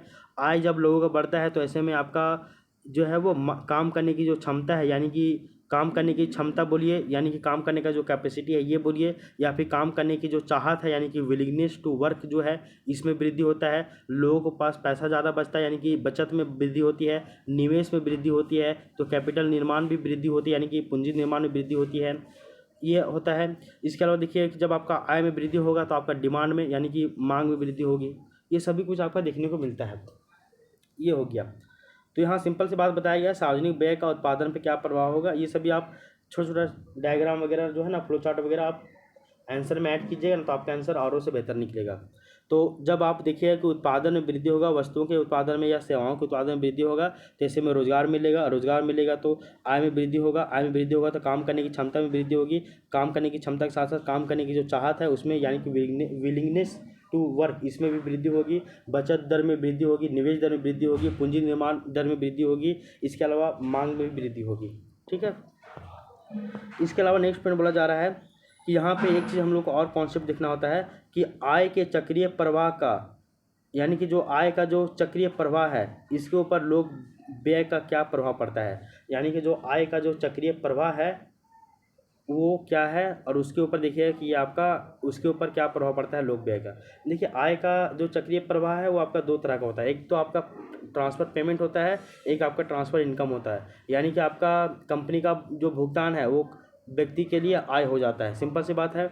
तो आय का जो चक्रीय प्रवाह होता है आपका बहुत सारा देखिए हम लोग कि हम लोग की आय के प्रवाह का 2 कारक सिद्धांत, आय के प्रवाह का 3 कारक सिद्धांत, 4 कारक सिद्धांत, 5 कारक सिद्धांत। 5 कारक सिद्धांत में हम लोग किसको शामिल करते हैं, तो हम लोग उत्पादक को शामिल करते हैं, परिवार को शामिल करते हैं, सरकार को शामिल करते हैं, वित्तीय संस्थान को शामिल करते हैं, और अंतर्राष्ट्रीय बाजार को शामिल करते हैं। और इसी को हम लोग बोलते हैं आय के जो है वो 5 कारक सिद्धांत, ठीक है। और आय के चक्रीय प्रवाह में देखिएगा कि आपका लोक व्यय का प्रभाव क्या है। देखिए जब आय का चक्रीय प्रभाव में देखिएगा, यानी कि जब वस्तु और सेवाओं का उत्पादन में वृद्धि होगा तो जैसे ही वृद्धि होगा वैसे ही रोजगार सृजन होगा, और जैसे ही रोजगार सृजन होगा वैसे ही कार्य करने की क्षमता में भी, यानी कि एबिलिटी टू जो वर्क है, इसके अलावा जो आपका विलिंगनेस टू वर्क है इसमें वृद्धि होगा। इससे आपका आय में बचत होगी तो निवेश दर में वृद्धि होगी, निवेश ज़्यादा होगा तो परिसंपत्तियों का निर्माण ज़्यादा होगा, परिसंपत्तियों का निर्माण ज़्यादा होगा तो इसी से आपका जो है वो सार्वजनिक वस्तुओं का उत्पादन में वृद्धि होगा। यानी कि जो चीज़ आपको पीछे समझाया गया था वही चीज़ यहाँ पे भी आपको समझाया गया है। ये हो गया आपका वस्तु के लिए। वस्तु के बाद देखिएगा आपका सेवा के ऊपर भी ऐसे ही होता है। जैसे बोला जाता है कि लोक व्यय का सार्वजनिक सेवाओं के उत्पादन में क्या प्रभाव पड़ता है। यानी देखिए एक तो आपका वस्तुओं का जब आप उत्पादन करोगे तो यानी कि लोक व्यय का सार्वजनिक वस्तुओं के उत्पादन पे क्या प्रभाव है, फिर आपका लोक व्यय का सार्वजनिक सेवाओं के उत्पादन में क्या प्रभाव है। तो सेवाओं के उत्पादन में क्या प्रभाव पड़ेगा, तो जैसे ही आप सार्वजनिक सेवाओं में जो है वो सार्वजनिक सेवाओं के उत्पादन में वृद्धि करोगे तो इसी तरह आपका मानव विकास यानी कि ह्यूमन डेवलपमेंट में वृद्धि होगा, कौशल में यानी कि स्किल में वृद्धि होगा। इससे क्या होगा, मानव पूंजी यानी कि ह्यूमन कैपिटल का जो है वो वृद्धि होगा। इसके अलावा उत्पादकता में आपका वृद्धि होगा, आपका यानी कि प्रोडक्टिविटी में वृद्धि होगा, और ऐसे में क्या होगा, आपका ये चक्र जो है वो चलता रहेगा बेहतर तरीके से। ये जो है आपका कौशल में वृद्धि हो रहा है, यानी कि एबिलिटी टू वर्क ये बढ़ रहा है। इसके अलावा देखिएगा आपका विलिंगनेस टू वर्क ये भी आपका बढ़ रहा है। लोग काम करने में जो है वो काम करने की जो लोगों के बीच में जो चाहत है उसमें वृद्धि होगी, काम करने की क्षमता में भी वृद्धि होगी। फ्री में खाने को मिलता है तो ये सिद्धांत फॉलो नहीं होता है, आलसी बन गया सभी लोग। अगर सभी को काम करना पड़ेगा, पैसा भी कमाएगा लोग, तो उससे उन लोगों को काम करने की जो चाहत है, विलिंगनेस टू वर्क है, ये भी बढ़ेगा, और एबिलिटी टू वर्क यानी कि काम करने की जो क्षमता है उसमें वृद्धि होगा। तो देखिए ये आपका दो तरह से समझाया गया। तो क्या क्या समझाया गया कि लोक व्यय का उत्पादन प्रक्रिया में क्या प्रभाव पड़ता है। तो उत्पादन प्रक्रिया में किसको, तो हम लोग वस्तुओं के उत्पादन और आपको सेवाओं के उत्पादन में देखें। वस्तु के उत्पादन में हम लोग क्या देखें कि वस्तु के उत्पादन में देखिए कि अगर वस्तुओं का उत्पादन ज़्यादा होगा तो इससे रोजगार बढ़ेगा, कार्य करने की क्षमता बढ़ेगी। इसके अलावा देखिएगा कि आपका कार्य करने की इच्छा भी बढ़ेगी, आय बढ़ेगा, मांग बढ़ेगा, निवेश बढ़ेगा, परिसंपत्तियों का निर्माण होगा। इसके अलावा बोला जा रहा है कि जब लोक व्यय का सार्वजनिक सेवाओं पे व्यय ज़्यादा होगा तो ऐसे में सार्वजनिक सेवाओं का जो उत्पादन है उसमें वृद्धि होगा। जब सार्वजनिक सेवाओं के उत्पादन में वृद्धि होगा तो मानव विकास में वृद्धि होगा, मानव विकास में वृद्धि होगा तो कौशल में भी वृद्धि होगा, कौशल विकास में वृद्धि होगा तो आपका मानव पूंजी का निर्माण होगा, मानव पूंजी का निर्माण होगा तो आपका उत्पादकता में वृद्धि होगी। ठीक है ना। तो ये दोनों चीज़ देख लिए हैं, यानी कि आपका उत्पादन और जो आपका है वो उत्पादन में देखिए, उत्पादन में आपका दो तरह का, वस्तुओं का उत्पादन और सेवाओं का उत्पादन, इन दोनों को हम लोग देखे हैं कि आपका जो लोक व्यय का जो उत्पादन प्रक्रिया में जो चक्रीय प्रभाव है ये हम लोग क्या है, यानी कि जब लोक व्यय का उत्पादन प्रक्रिया में लोक व्यय की मात्रा बढ़ती है तो इसका चक्रीय प्रवाह क्या होता है। यानी कि चक्रीय प्रभाव बोलिए या फिर चक्रीय प्रभाव बोलिए, ये क्या होता है। चक्रीय प्रभाव जो है वो हम लोग देख लिए हैं। एक तो हम लोग वस्तुओं में लोक व्यय की मात्रा में वृद्धि का चक्रीय प्रभाव देखे, फिर हम लोग जो सर्विस है यानी लोक सेवा है इसमें भी लोक व्यय की मात्रा में वृद्धि होगी तो इसका भी चक्रीय प्रभाव क्या है वो भी हम लोग देख लिए दोनों फिगर में। ये आपको याद रख लेना है, थोड़ा थोड़ा करके याद रख लेना है। इसके बाद नेक्स्ट पॉइंट देखना है। अब बताया जा रहा है कि सार्वजनिक वस्तुओं एवं सेवाओं के उत्पादन में होने वाले लोक व्यय का प्रत्यक्ष सकारात्मक प्रभाव अर्थव्यवस्था के सभी क्षेत्रों पे पड़ता है। यानी कि अगर जैसे ही सार्वजनिक वस्तुओं और सर्विसेज, यानी कि अगर जैसे ही आपका जो है पब्लिक गुड्स और पब्लिक सर्विसेज के उत्पादन में वृद्धि होता है, यानी कि वहाँ पे अगर आप लोक व्यय में वृद्धि कर दोगे तो ऐसे में आपका प्रत्यक्ष रूप से उसका प्रभाव पड़ता है सकारात्मक रूप से, कि आपका इसका जो है वो सभी क्षेत्रों में पड़ता है। यानी कि जैसे ही आप पब्लिक गुड्स और पब्लिक सर्विसेज के उत्पादन में वृद्धि करते हो और उसमें वृद्धि करने के लिए आप लोक व्यय की मात्रा में वृद्धि करते हो तो ऐसे में उसका जो प्रभाव है वो अर्थव्यवस्था के सभी क्षेत्रों में पड़ता है, क्योंकि लोक व्यय के कारण लोगों में काम करने की इच्छा में वृद्धि होती है। इसके अलावा लोगों में कार्य करने की इच्छा के साथ साथ उसकी क्षमता में भी वृद्धि होती है। क्या बोले हम, देखो सार्वजनिक वस्तुओं एवं सेवाओं के उत्पादन में होने वाले लोक व्यय का प्रत्यक्ष सकारात्मक जो प्रभाव है वो अर्थव्यवस्था के सभी क्षेत्रकों पे पड़ता है, क्योंकि लोक व्यय के कारण लोगों में काम करने की इच्छा और काम करने की जो क्षमता है इसमें वृद्धि होती है। परिणाम स्वरूप अर्थव्यवस्था में रोजगार का अवसर उत्पन्न होता है, जिसके कारण आय, बचत, निवेश, पूंजी निर्माण इसमें क्या हो रही है, वृद्धि हो रही है। और आय में वृद्धि के साथ साथ लोक राजस्व में भी वृद्धि हो रही है, और जिसका पुनः उपयोग सरकार के द्वारा सार्वजनिक सेवाओं के विकास में भी किया जाता है, जैसे कि एजुकेशन के ऊपर, स्वास्थ्य सुविधाओं के ऊपर इनका विस्तार करने में। तो अगर सरकार लोक से व्यय करेगा तो इससे सरकार को ही फायदा है, सब कुछ तो बढ़ ही रहा है ना। जी हाँ, समझ में आ गया एलन। इसके अलावा बोला जा रहा है कि शिक्षा एवं स्वास्थ्य सुविधाओं में विस्तार के कारण, जैसे ही शिक्षा में, स्वास्थ्य सुविधाओं में जब आप विस्तार करोगे, इससे दोबारा पुनः लोगों का जो उत्पादन क्षमता है इसमें वृद्धि होगा, और अगर लोगों का उत्पादन क्षमता बढ़ेगा तो आपका जीडीपी का स्तर भी बढ़ेगा।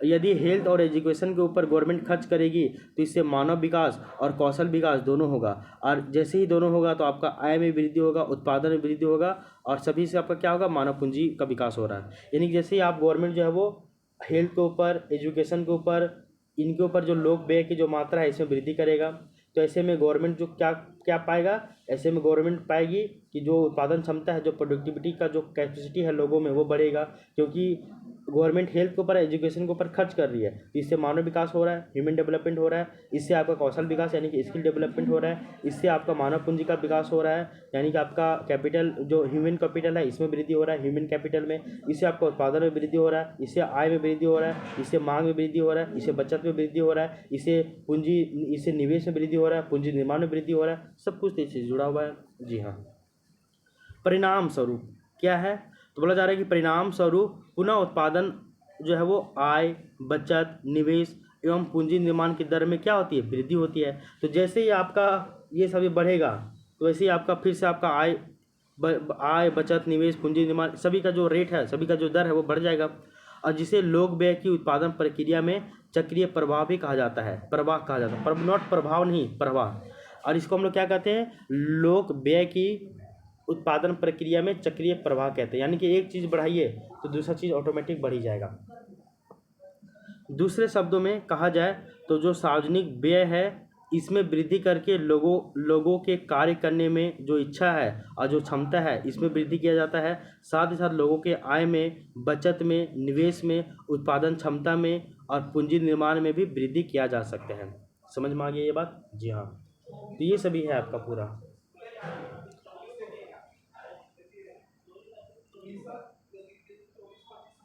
फिर यहाँ पे बताया जा रहा है कि पब्लिक एक्सपेंडिचर का जब अर्थव्यवस्था पे आप पब्लिक एक्सपेंडिचर का जब आप मात्रा में वृद्धि करते हो, यानी लोक व्यय की मात्रा में वृद्धि करते हो, इससे अर्थव्यवस्था पे क्या प्रभाव पड़ता है, उत्पादन बढ़ेगा। उत्पादन पे क्या प्रभाव पड़ेगा, यानी कि गुड्स एंड सर्विसेज का उत्पादन में जब वृद्धि करोगे, यानी कि आपका सकल घरेलू उत्पाद या उत्पादन में क्या होगा, इसका प्रभाव पड़ेगा। तो बोला जाता है कभी कभी लोक व्यय में वृद्धि काम करने की इच्छा, बचत दर, निवेश इत्यादि को नकारात्मक रूप से प्रभावित कर देती है कभी कभी, यानी कि आपको सब कुछ बैठे बैठे मिल जा रहा है ना, तो आपका जो है इच्छा शक्ति कम हो जाएगा, ये भी होता है, कभी कभी नकारात्मक रूप से भी प्रभावित करती है। यानी कि बोला जा रहा है कि कभी कभी लोक व्यय में जब आप वृद्धि करोगे तो इससे लोगों में काम करने की इच्छा में भी वृद्धि कमी हो जाएगी, बचत दर, निवेश दर इत्यादि को, इन सभी को वो नेगेटिव रूप से प्रभावित करता है। विशेषकर जब सरकार के द्वारा किया जाने वाला जो सार्वजनिक व्यय है वो आपका गैर विकासात्मक या फिर हस्तांतरित भुगतान के रूप में हो। देखिए, अगर सरकार जो है वो आपका विकासात्मक कार्य में खर्च कर रही है तब तक ठीक है, लेकिन सरकार आपका जैसे ही गैर विकासात्मक कार्यों में ज़्यादा खर्च करने लगेगी, हस्तांतरित भुगतान, ट्रांसफ़र पेमेंट, जैसे कि वृद्धा पेंशन हो गया, इसके अलावा मैया सम्मान योजना हो गया, स्कॉलरशिप हो गया, बेरोजगारी भत्ता हो गया, पेंशन हो गया, ये सभी में अगर वृद्धि कर देगा तो दिक्कत है। तो ये बोला जा रहा है कि कभी कभी लोक व्यय में वृद्धि काम करने की इच्छा, बचत दर, निवेश इत्यादि इसको भी नकारात्मक रूप से प्रभावित करती है। विशेषकर कब, तो जब सरकार के द्वारा किया जाने वाला सार्वजनिक व्यय, इसकी जो प्रकृति है वो आपका गैर विकासात्मक हो जाए या फिर वो हस्तांतरित भुगतान के रूप में हो जाए। फिर बोला जा रहा है कि जैसे यदि सरकार के द्वारा लोक व्यय का एक बहुत बड़ा भाग वृद्धा पेंशन, सब्सिडी में, बेरोजगारी भत्ता में, इन सभी जैसे मदों में यानी कि इन सभी आइटम्स में किया जाएगा, तब ऐसी स्थिति में लोगों के जीवन में आर्थिक सुरक्षा यानी कि इकोनॉमिक सिक्योरिटी की भावना उत्पन्न हो जाएगी और जो लोग कार्य करने की इच्छा को नकारात्मक रूप से प्रभावित करेगी। किंतु इस प्रकार की समस्या विकसित देशों में देखी जा सकती है, वहीं अल्प विकसित या फिर विकासशील देशों में ऐसी समस्याएं देखने को नहीं मिलती है। देखिए, अगर जिसके पास खाने का दिक्कत होगा ना भाई, वही कमाने का इच्छा भी रखेगा। जिसके घर में बैठे बैठे सब कुछ मिल रहा है, सरकार राशन दे रहा है, खाने पीने की सारा व्यवस्था कर दे रहा है, पेंशन दे रहा है, उसको काम करने का भी इच्छा करेगा? नहीं करेगा। यही चीज़ है, कभी कभी ये नकारात्मक रूप से प्रभावित भी करती है। लेकिन ये भी बोला जा रहा है कि ये जो प्रभाव जो है ये आपका विकसित यानी कि डेवलप कंट्री में ज़्यादा देखने को मिलता है, डेवलपिंग और अंडर डेवलप कंट्री में ज़्यादा देखने को मिलता नहीं है। समझे ना बात को? जी हाँ। फिर बोला जा रहा है इसी में ही कि वहीं अल्प विकसित और जो आपका विकासशील देश है, उन देशों में हस्तांतरित व्यय पर जो हस्तांतरित व्यय जो है वो भी आपका बचत दर, निवेश दर इत्यादि में वृद्धि करता है। यानी कि डेवलप कंट्री में तो आपका ये सब नेगेटिव इम्पैक्ट डालेगा, लेकिन अंडर डेवलप या फिर जो भी आपका डेवलपिंग कंट्री है वहाँ पे अगर जब आप हस्तांतरित भुगतान करोगे या गैर विकासात्मक कार्यों में ज़्यादा व्यय करोगे तो वो आपका नेगेटिव नहीं बल्कि पॉजिटिव साइन ही रहता है। इससे आपका बचत दर, निवेश दर इत्यादि में वृद्धि लगभग होता ही है, क्योंकि बढ़ती सार्वजनिक व्यय के कारण समग्र मांग में वृद्धि होती है यानी कि एग्रीगेट डिमांड में वृद्धि होती है और इसका परिणाम क्या होता है कि उत्पादन प्रक्रिया में भी तेज़ी आती है। जैसे ही मांग बढ़ेगा तो वैसे ही आपका उत्पादन प्रक्रिया में क्या होगी? तेज़ी आ जाती है। किंतु लोक व्यय की मात्रा एक निश्चित सीमा से अधिक नहीं होनी चाहिए, यानी कि लोक व्यय की जो मात्रा है वो एक निश्चित सीमा से ज़्यादा नहीं होना चाहिए। किसी भी चीज़ का जो अधिक जो है ना अधिशेष, वो आपका दिक्कत करता है। तो ही बोला जा रहा है कि लोक व्यय की जो मात्रा है ना एक निश्चित सीमा से अधिक नहीं होनी चाहिए। साथ ही साथ लोक व्यय जो है वो वंचित समूह यानी कि डिप्राइव्ड सेक्शन और जो आपका ग्रामीण विकास है इससे संबंधित होना चाहिए। समझे ना बात को? जी हाँ, ये सभी है। तो ये बोला जा रहा है कि अगर आप बहुत ज़्यादा लोक व्यय कर दोगे, यानी कि खाने के लिए भी राशन दे रहे हो, चावल दाल सब कुछ दे रहे हो, काम भी दे रहे हो, तो लोगों का इच्छा कुछ रहबे नहीं करेगा। पेंशन उनसन बढ़ा दे रहे हो, पैसा दे ही रहे हो, तो लोगों का जो है वो इच्छा शक्ति मर जाएगा। दिक्कत है कि नहीं है? जी हाँ। तो इसलिए आप बोलते हैं कि कोई भी चीज़ अति नहीं होना चाहिए, तो यानी कि निश्चित सीमा से अधिक नहीं होना चाहिए। एग्जाम्पल के लिए बोला जा रहा है जैसे कि मनरेगा जैसा जो स्कीम है, तो मनरेगा जैसा स्कीम आने से लोग जो है वो आलसी बन जाते हैं तथा कार्य करने की जो इच्छा है यानी कि जो विलिंगनेस टू जो वर्क है वो कम हो जाता है, कैपेसिटी टू वर्क ये भी कम हो जाता है। और मनरेगा जैसा जो भी कार्यक्रम है वो आपका विकसित देशों के लिए एकदम नेगेटिव है। एग्जाम्पल के लिए रसिया हो गया, यूएसए हो गया, जापान हो गया, चाइना हो गया, इन सभी में देखिए अगर ये मनरेगा जैसा अगर स्कीम लाया, उन सभी देशों में ये नकारात्मक प्रभाव डालेगा। फिर बोला जा रहा है कि जब सरकार के द्वारा अर्थव्यवस्था के विभिन्न क्षेत्रों में सार्वजनिक व्यय की मात्रा में वृद्धि की जाती है, यानी कि सरकार के द्वारा अर्थव्यवस्था के अलग सभी क्षेत्रों में जो सार्वजनिक व्यय है यानी कि जो आपका पब्लिक एक्सपेंडिचर है इसकी मात्रा में जब वृद्धि की जाती है, तब सभी क्षेत्रों के उत्पादन में क्या होती है? सभी क्षेत्रों के उत्पादन में वृद्धि होती है। जैसे कि वर्तमान समय में औद्योगिक उत्पादन में वृद्धि के लिए सरकार के द्वारा उत्पादन प्रक्रिया में इंटेंसिव जो है वो प्रदान किया जा रहा है। इंटेंसिव प्रदान किया जा रहा है यानी कि इसको बोलते हैं हम लोग आर्थिक प्रोत्साहन की राशि दी जा रही है। इनिशिएटिव, इंटेंसिव नहीं बल्कि होता है इनिशिएटिव, यानी एक नई पहल की जा रही है। तो बोला जा रहा है देखो, जब सरकार के द्वारा अर्थव्यवस्था के क्षेत्रों में जब सरकार के द्वारा अर्थव्यवस्था के विभिन्न क्षेत्रों में सार्वजनिक व्यय की मात्रा में जब वृद्धि की जाती है, तब सभी क्षेत्रों में उत्पादन में भी वृद्धि होता है लगभग। जैसे कि बोला जा रहा है कि वर्तमान समय में औद्योगिक उत्पादन में वृद्धि करने के लिए सरकार क्या कर रहा है? उत्पादन प्रक्रिया में इंटेंसिव प्रदान कर रहा है, यानी कि एक तरह से आर्थिक प्रोत्साहन की राशि दे रही है। समझिए, एक तरह से आपका सब्सिडी दे रहा है गवर्नमेंट। इसके अलावा नेक्स्ट पॉइंट बोला जा रहा है कि सरकार के द्वारा राजकोषीय नीति के अंतर्गत लोक व्यय की मात्रा में कमी या फिर वृद्धि करके उत्पादन में होने वाला जो विचलन है, जो फ्लैक्चुएट है, जो व्यापार चक्र जो है, इसको कंट्रोल भी किया जाता है। यानी कि सरकार के द्वारा राजकोषीय नीति के अंतर्गत, फिजिकल पॉलिसी के अंतर्गत लोक व्यय की मात्रा में कभी कभी कमी भी की जाती है, कभी कभी वृद्धि भी की जाती है। और इससे क्या होता है, इससे जो है आपका जो विचलन जो है, फ्लैक्चुएशन जो है या फिर फ्लैक्चुएट जो होता है, व्यापार चक्र, ट्रेड साइकिल, इस सभी को नियंत्रित करता है। कभी राजकोषीय नीति के माध्यम से देखिएगा कि आपका लोक व्यय को कभी कम कर देगा, कभी आपका बढ़ा देगा, यानी कि एक तरह से विस्तारवादी राजकोषीय नीति लाएगा, कभी कभी आपका संकुचनवादी राजकोषीय नीति लाएगा। तो इससे जो है वो विचलन को ये कंट्रोल करता है।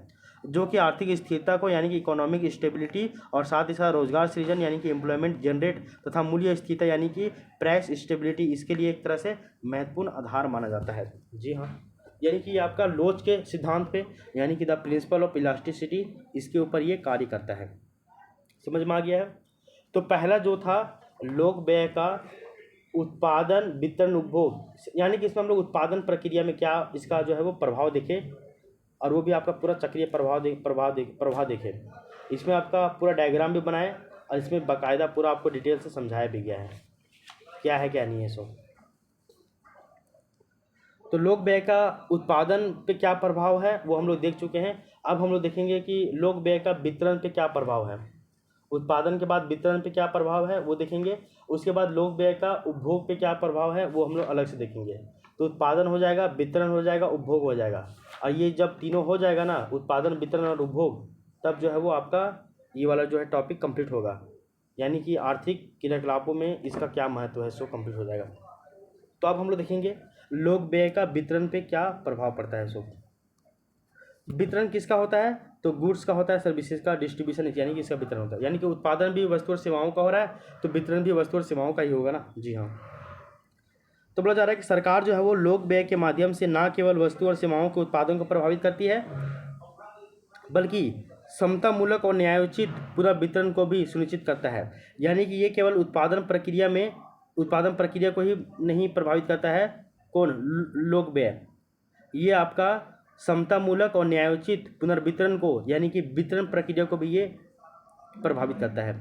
जहां सरकार एक और हस्तांतरित भुगतान के माध्यम से आय के पुनर्वितरण को सुनिश्चित करता है, यानी कि जो इनकम डिस्पैरिटी का जो गैप है, इनकम इनइक्वालिटी का जो गैप है, इसको फुलफिल करने का प्रयास करता है ट्रांसफर पेमेंट के द्वारा।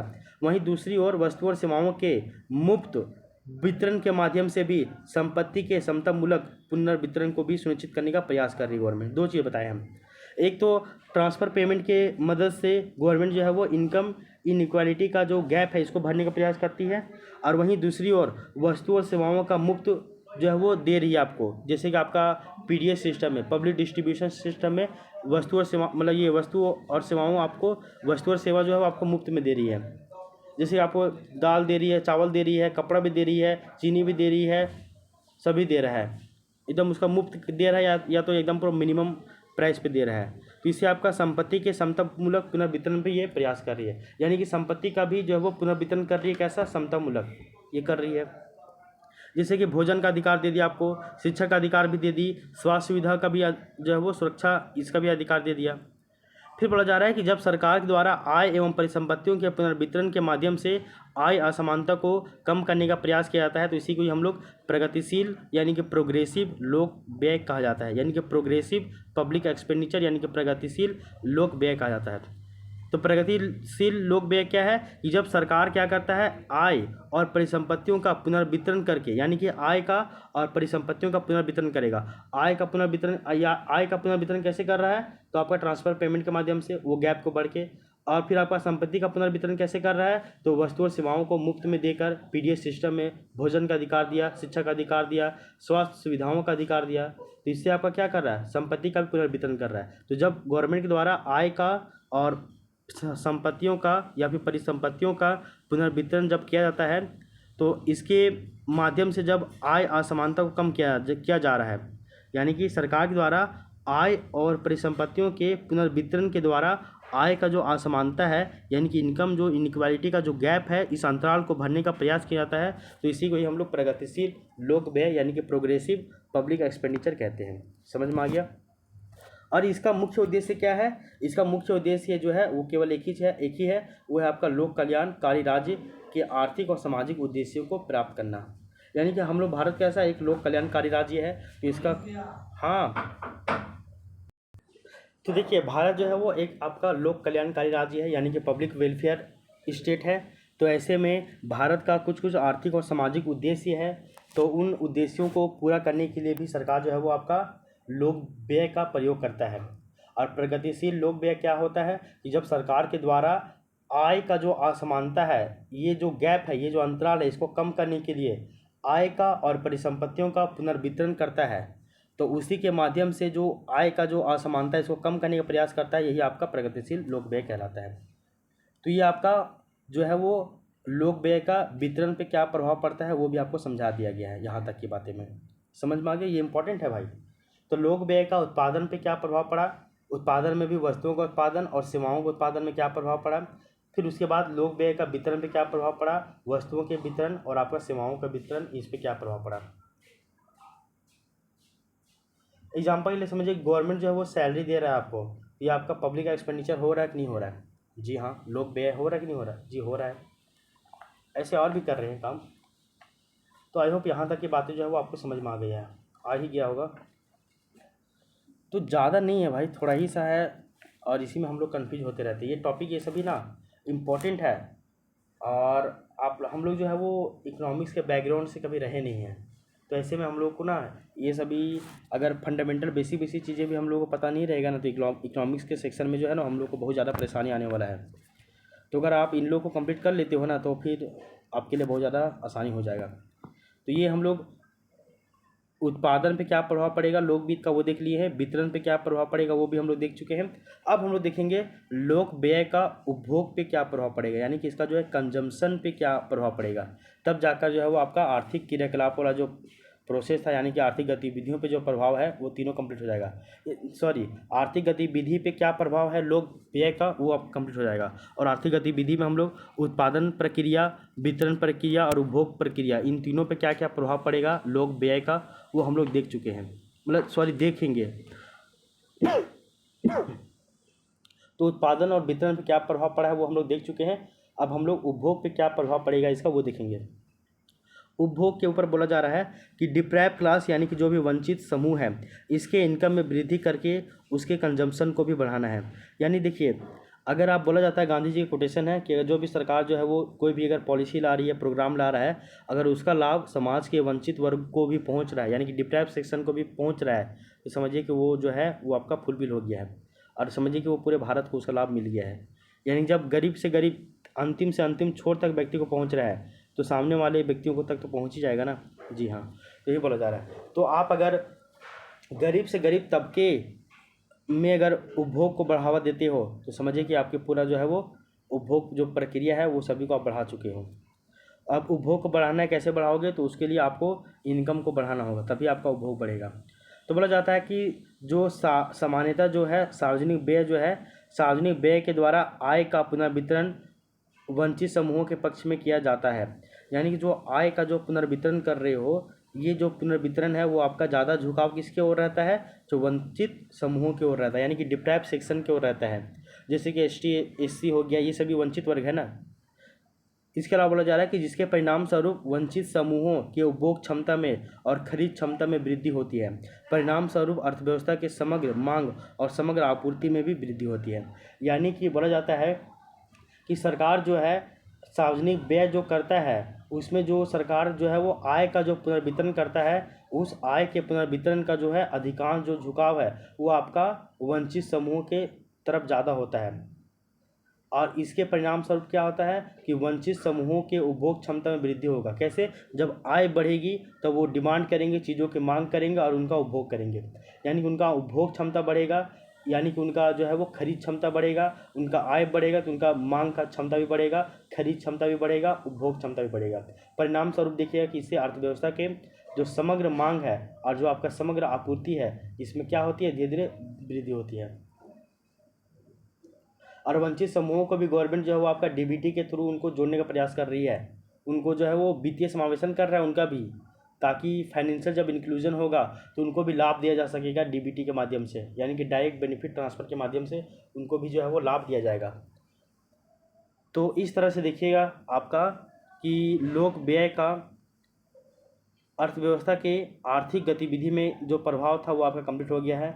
और आर्थिक गतिविधि में हम लोग उत्पादन, वितरण और उपभोग, ये तीनों प्रोसेस को यहाँ पे पढ़ चुके हैं। समझ में आ गया ये लाइन आपको? जी हाँ। अब दो ठो सेक्शन और आपका बचा हुआ है प्रभाव। एक तो है कि आपका लोक व्यय का आर्थिक स्थिरता पे क्या प्रभाव पड़ता है, यानी कि इकोनॉमिक स्टेबिलिटी पे क्या प्रभाव पड़ता है, वो जानना है। फिर हम लोग जानेंगे एक आपका लोक व्यय का आर्थिक समृद्धि और विकास पे क्या प्रभाव पड़ता है, यानी कि इकोनॉमिक ग्रोथ और इकोनॉमिक डेवलपमेंट, इसके ऊपर लोक व्यय का क्या प्रभाव पड़ता है वो जानना है बस। तब जाकर ये जो है वो पूरा आपका टॉपिक पूरा कंप्लीट हो जाएगा। इसमें एक और टॉपिक बचेगा, छोटा सा पॉइंट हम लोग पढ़ना पड़ेगा, 2-3 पेज का, 4 पेज का मैक्सिमम।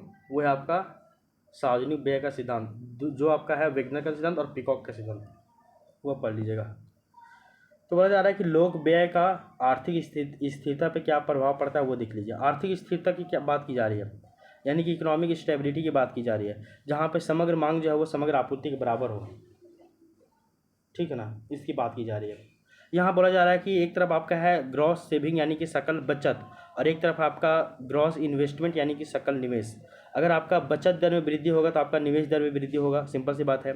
अगर आपका बचत कम हो जाएगा तो आपका निवेश भी कम हो जाएगा। तो ऐसे में ये दोनों को बराबर रखना है। तो जैसे ही आपका जितना आपका सकल बचत जो है, निवेश जो है, दोनों बराबर होना चाहिए। तो बोला जा रहा है कि इंडिविजुअल हम सब का जो सेविंग्स है, कंपनी का जो सेविंग है, गवर्नमेंट का जो सेविंग है, नेट एक्सपोर्ट मीन्स यानी कि शुद्ध निर्यात जो है, यानी कि आयात और निर्यात का जो अंतर है उसी को हम बोलते हैं शुद्ध निर्यात, सबको ऐड कर देंगे तो ये आपका ग्रॉस सेविंग है। देखिए, एक होता है आपका ग्रॉस सेविंग, एक होता है आपका ग्रॉस इन्वेस्टमेंट। तो मेरा ये जो बचत है वो मेरा इंडिविजुअल बचत हो जाएगा। किसी कंपनी का बचत है तो वो उसको बोलेगा कंपनी का बचत। हमारे देश का बचत यानी कि गवर्नमेंट का बचत।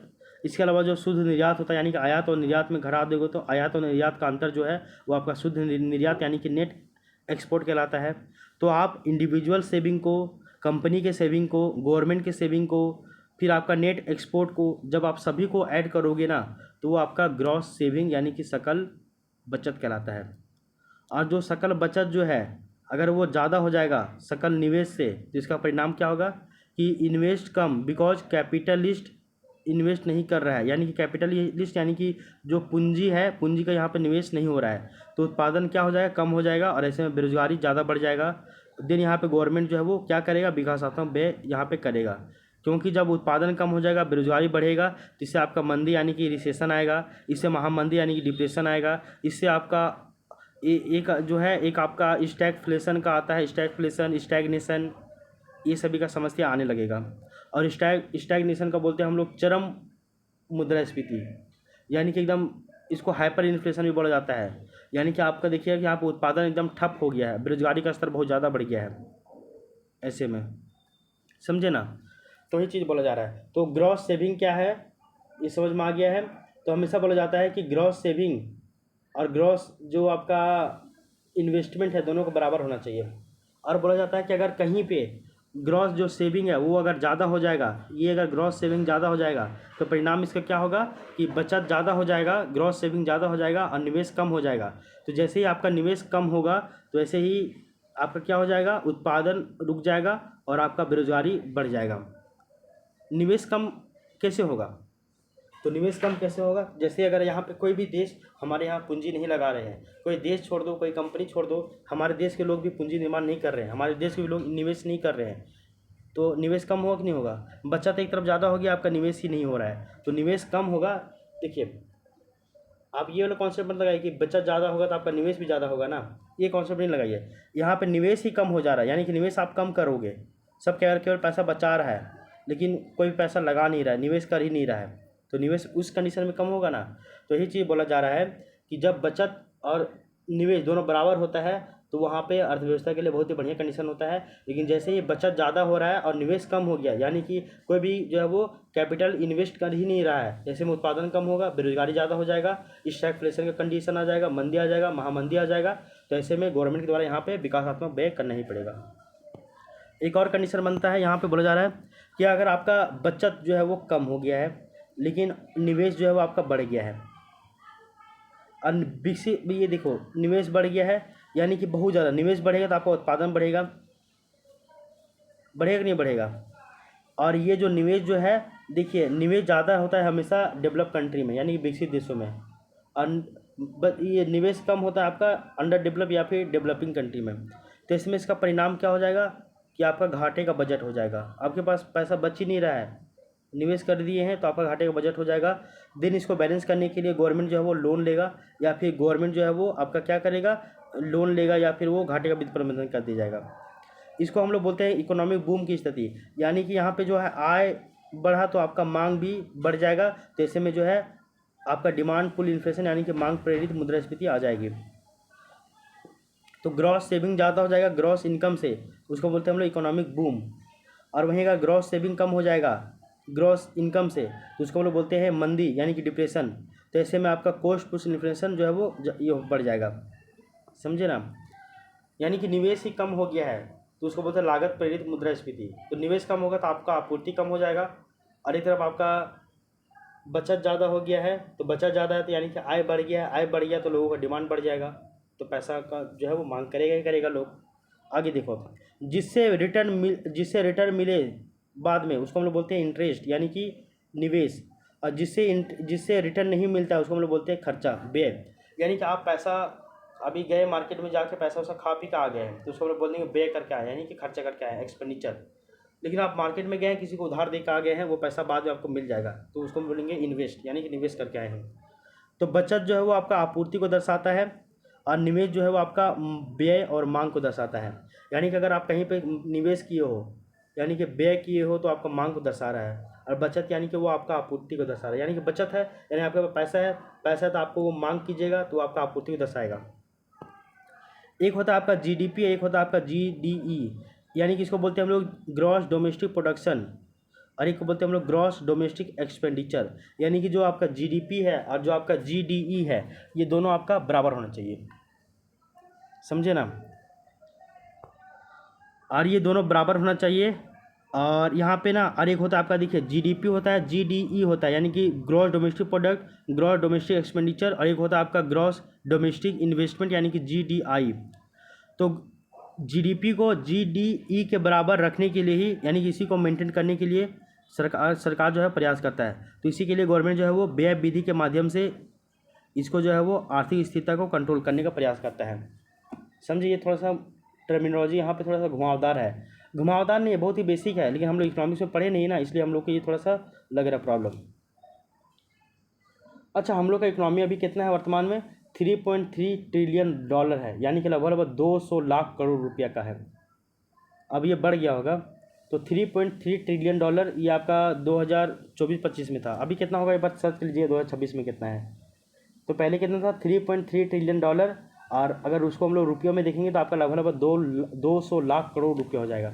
अभी आप सर्च कर लीजिएगा कितना है 2026 में। 2026 में आज अगर डेट की बात कीजिएगा तो आपका हो जाएगा 5 जून 2026, 5 जून है ना, और ये 2026 का है। तो आप लेटेस्ट एक बार देख लीजिएगा, ठीक है। तो हमेशा याद रखिए सरकार जो है वो जीडीपी को जीडीई के बराबर रखने का प्रयास करता है, यानी कि प्रोडक्शन यानी उत्पादन को, खर्चा यानी कि जो एक्सपेंडिचर हो रहा है दोनों को बराबर रखने का प्रयास करता है।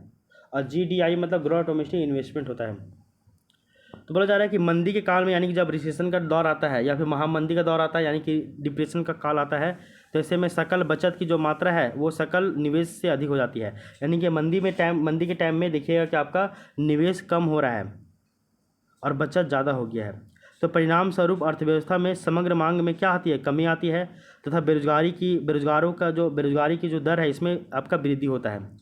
और इस कारण उत्पादकों एवं निवेशकों में असुरक्षा की भावना उत्पन्न होती है। उत्पादक यानी कि प्रोड्यूसर जो है और जो इन्वेस्टर यानी कि जो निवेशक है, इसमें जो है वो इनसिक्योरिटी की भावना क्या होती है, वृद्धि होती है। परिणाम स्वरूप क्या होता है कि उत्पादकों के द्वारा उत्पादन प्रक्रिया को धीमा कर दिया जाता है। यानी कि अगर सबको लग रहा है मेरा पैसा डूब जाएगा तो वो पैसा निवेश करेगा, निवेश नहीं करेगा उत्पादन होगा नहीं होगा। इससे आपका जो उत्पादन प्रक्रिया धीमी हो जाएगी, आपूर्ति कम हो जाएगा। और इसके बाद क्या होता है कि बड़े पैमाने पर ऐसे में कर्मचारियों का छंटनी प्रारंभ हो जाता है। यानी कि ज़रूरत ही नहीं पड़ रहा है, तो ऐसे में बड़े बड़े पैमाने पर देखिएगा कि जो भी एम्प्लॉय है यानी कि कर्मचारी जो है उनको छंटनी प्रारंभ हो जाता है। फिर बोला जा रहा है कि परिणाम स्वरूप अर्थव्यवस्था में बेरोजगारी दर में क्या होती है, अप्रत्याशित वृद्धि होती है। इसके कारण से जो निवेशक है, जो इन्वेस्ट कर रहा है, वही आपका उत्पादक है, यानी कि वही आपका प्रोड्यूसर है। सिंपल सी बात याद रखिए। एक बार हम फिर से बता देते हैं आपको, जब मंदी का काल आता है या फिर जब महामंदी काल आता है तब वहाँ पे सकल बचत में वृद्धि हो जाती है और सकल निवेश में कमी हो जाती है। और इसमें परिणाम क्या होता है कि अर्थव्यवस्था में समग्र मांग में क्या आती है, कमी आ जाती है। समग्र मांग में कमी आती है और बेरोजगारी दर में क्या होता है, वृद्धि होता है। बचत ज़्यादा हो गया है और आपका निवेश कम हो गया है, निवेश कम हो गया जिससे समग्र मांग में कमी आएगी और बेरोजगारी की जो दर है इसमें क्या होगा, वृद्धि होगा। और इससे उत्पादक और जो निवेशक है अपने आप को इनसिक्योर फील करेंगे, और ऐसे में परिणाम क्या होगा, उत्पादकों के द्वारा उत्पादन प्रक्रिया को धीमे कर दिया जाएगा, और ऐसे में बहुत बड़े पैमाने पर देखिएगा कि जो भी कर्मचारी है उनका छंटनी प्रारंभ हो जाएगा। और इससे परिणाम क्या होगा कि अर्थव्यवस्था में बेरोजगारी जो दर है उसमें अप्रत्याशित वृद्धि होगी। अब बेरोजगारी दर में अप्रत्याशित वृद्धि के कारण लोगों के आय में क्या होगी, कमी होगी, और इसके कारण देखिएगा कि जैसे ये लोगों के आय में कमी आएगी तो वैसे ही समग्र मांग में क्या हो जाएगा, तीव्र गति से कमी आ जाएगा। और ऐसी स्थिति में सरकार के द्वारा सार्वजनिक व्यय की मात्रा में वृद्धि की जाती है, और जिसका मुख्य उद्देश्य होता है कि रोजगार सृजन करना है, और रोजगार सृजन के माध्यम से लोगों के आय में वृद्धि करना है, और जैसे ही लोगों के आय में वृद्धि होगा वैसे ही समग्र मांग में भी क्या हो जाएगा, वृद्धि हो जाएगा। और ऐसे में सरकार के द्वारा अपनाए गए जो भी राजकोषीय नीति होता है उसको हम लोग विस्तारवादी राजकोषीय नीति कहते हैं। समझ में आता है? अगर मार्केट में पैसा भेजना है तो आपको विस्तारवादी राजकोषीय नीति का प्रयोग करना है, और मार्केट से पैसा खींचना है तो उससे में आपको संकुचनवादी राजकोषीय नीति का प्रयोग करना पड़ेगा। जी हाँ। फिर बोला जा रहा है कि कोविड-19 के दौरान भारत सरकार के द्वारा अर्थव्यवस्था में सुधार हेतु आत्मनिर्भर भारत पैकेज और गरीब कल्याण योजना का जो है वो घोषणा किया गया था। तो कोविड-19 का जब दौर चल रहा था तो ऐसे में अर्थव्यवस्था में बहुत ज़्यादा जो है वो प्रॉब्लम क्रिएट हो गया था, मंदी आ गया था, तो ऐसे में उसको रिफॉर्म करना था, यानी कि अर्थव्यवस्था में सुधार करना था। तो इसके लिए गवर्नमेंट द्वारा आत्मनिर्भर भारत पैकेज, स्टिमुलस पैकेज या फिर बेल आउट पैकेज ये सभी दिया गया था, गरीब कल्याण योजना, इन सभी का जो है वो घोषणा वगैरह किया गया था, जो कि एक तरह से आपका विस्तारवादी राजकोषीय नीति का ही भाग था। समझे? दूसरी ओर बोला जा रहा है कि जब अर्थव्यवस्था में सकल निवेश की मात्रा सकल बचत की दर की मात्रा से अधिक हो जाएगी, यानी कि अर्थव्यवस्था में निवेश की मात्रा जो है वो बचत, ये सकल बचत से ज़्यादा हो जाएगा। फिर बोला जा रहा है दूसरी ओर, यानी कि एक तरफ तो आपका बचत ज़्यादा हो गया, निवेश कम हो गया, तो इससे प्रॉब्लम क्रिएट हुआ। एक तरफ आपका बचत कम हो जाएगा और निवेश बढ़ जाएगा, तब क्या होगा, तो ऐसे में आपका मांग प्रेरित मुद्रास्फीति की समस्या उत्पन्न होती है, यानी कि बचत ज़्यादा और निवेश कम, तो ऐसे में कॉस्ट पुश इन्फ्लेशन यानी कि लागत जनित मुद्रास्फीति आएगा। और उसके बाद जैसे ही आपका निवेश ज़्यादा और बचत कम होगा तो ऐसे में इसको हम लोग बोल रहे हैं हम लोग डिमांड पुल इन्फ्लेशन, यानी कि आपका मांग प्रेरित मुद्रास्फीति की समस्या सामने आ जाएगी। और ऐसे में गवर्नमेंट के द्वारा लोक व्यय में कमी किया जाता है, और ऐसे में समग्र मांग को कम करने का प्रयास करता है, यानी कि आपूर्ति तो बढ़ा ही रहा है गवर्नमेंट, और साथ ही साथ मांग को भी कम करेगा, क्योंकि आपूर्ति को आप एकाएक नहीं बढ़ा पाओगे, वो सतत प्रक्रिया है, लेकिन आप मांग को थोड़ा कम कर सकते हो। यानी कि मार्केट में ज़्यादा पैसा हो गया सबके पास, तो मार्केट से पैसा खींच लेना, इसको बोलते हैं हम लोग संकुचनवादी राजकोषीय नीति का प्रयोग करता है गवर्नमेंट। और ये आपका मौद्रिक नीति का भी प्रयोग करता है गवर्नमेंट। यहाँ पे मौद्रिक नीति के अंतर्गत देखिएगा आपका बैंक रेट, आपका repo rate, reverse repo rate, ECRR, SLR, open market operation, इन सभी के द्वारा जो है वो आपका जो इनकम है इसको कम करने का प्रयास करेगा ब्याज दर को बढ़ाकर। तो ऐसे में आपके पास पैसा कम होगा, आपसे जो है अधिक जो लिक्विडिटी है, तरलता है, उसको खींच लेगा गवर्नमेंट, और अब पैसा आपके पास कम हो जाएगा तो वो क्या करेगा, फिर वैसे आप मांग को कम कर दोगे।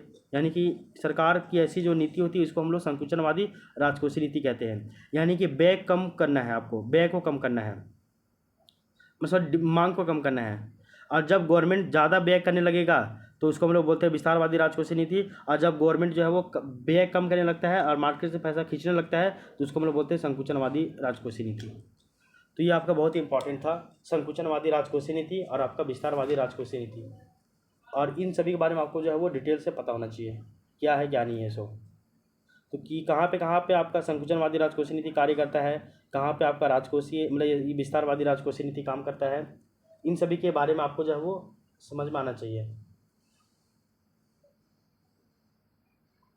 एक होता है आपका होलसेल मार्केट होता है ना, यानी कि थोक विक्रेता वाला मार्केट। एक होता है आपका खुदरा विक्रेता यानी कि रिटेल वाला मार्केट होता है ना, जैसे कि दुकान हो गया, ये सभी आप बड़ा सब्जी मंडी से लेकर आए सब्जी, वो हो गया आपका थोक विक्रेता एक तरह से। और वही सब्जी ला के गाँव में छोटे छोटे ठेला में उसको बेच दिए, वो हो गया आपका रिटेलर यानी कि खुदरा बाजार।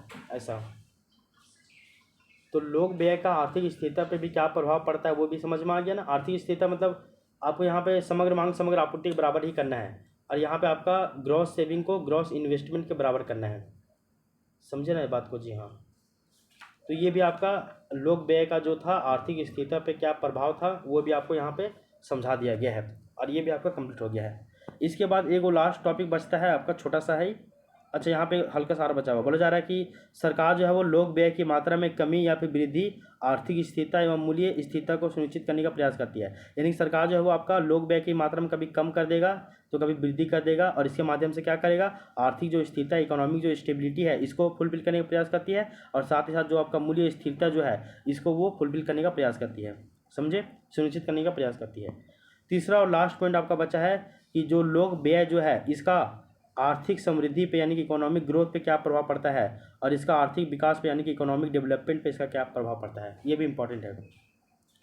तो बोला जा रहा है कि लोक व्यय में वृद्धि जो है वो आपका आर्थिक समृद्धि एवं आर्थिक विकास तथा मानव विकास को सकारात्मक रूप से प्रभावित करती है। अगर लोक व्यय में अगर आप वृद्धि कर रहे हो तो इससे आपका इकोनॉमिक ग्रोथ में भी वृद्धि होगा, उसमें भी सकारात्मक प्रभाव पड़ता है, इकोनॉमिक डेवलपमेंट पे भी सकारात्मक प्रभाव पड़ता है, और मानव कल्याण यानी कि आपका ह्यूमन जो वेलफेयर है इसके ऊपर भी सकारात्मक प्रभाव पड़ता है, यानी कि वो भी बढ़ेगा। और लोक व्यय में कमी करोगे तो आपका आर्थिक समृद्धि में भी कमी होगा, आर्थिक विकास में भी कमी होगा, इसके अलावा आपका मानव कल्याण में भी नकारात्मक रूप इसमें देखिएगा कि इसमें भी कमी होगा। लोक व्यय का आर्थिक समृद्धि एवं विकास पर जो है प्रभाव निम्नलिखित है। जैसे कि लोक व्यय के कारण जीडीपी और जीडीपी का जो दर है इसके साथ साथ प्रति व्यक्ति आय में भी वृद्धि होती है, यानी कि अगर लोक व्यय में वृद्धि करोगे तो आपका जीडीपी बढ़ेगा, आपका प्रति व्यक्ति आय भी बढ़ेगा यानी कि पर कैपिटा इनकम बढ़ेगा। इसके अलावा बोला जा रहा है कि अगर लोक व्यय में जब आप वृद्धि करते हो तो इससे आपका रोजगार सृजन यानी कि पब्लिक ये एम्प्लॉयमेंट जनरेट ये भी बढ़ता है। इसके अलावा रोजगार की जो भी अवसर यानी कि अलग अलग एम्प्लॉयमेंट के जो है वो अपॉर्चुनिटी खुलते हैं। तीसरा पॉइंट बोला जा रहा है कि सार्वजनिक व्यय जो है वो आपका निजी निवेश को भी प्रोत्साहित करती है, यानी कि आप अगर जो है वो पब्लिक जो है एक्सपेंडिचर ज़्यादा करोगे, गवर्नमेंट करता है, ऐसे में जो आपका प्राइवेट सेक्टर जो है वो भी आपका इन्वेस्ट करना इसमें जो है वो प्रयास करेगा, यानी कि ये निजी निवेश को भी प्रमोट करती है, यानी कि निजी निवेश को भी ये आकर्षित करती है, अट्रैक्ट करती है, उसको भी प्रोत्साहित भी करती है। चौथा पॉइंट हो जाएगा आपका कि जो सार्वजनिक जो व्यय है वो आपका अवसंरचना का विकास यानी कि इंफ्रास्ट्रक्चर का डेवलपमेंट करती है, ग्रामीण का विकास करती है यानी कि रूरल डेवलपमेंट करती है। इसके अलावा आपका कृषि और औद्योगिक विकास को भी सुनिश्चित करती है, यानी कि आपका एग्रीकल्चर और इंडस्ट्रियल जो डेवलपमेंट है इसको भी बढ़ाने में मदद करती है। समझ में आ गया ये पॉइंट।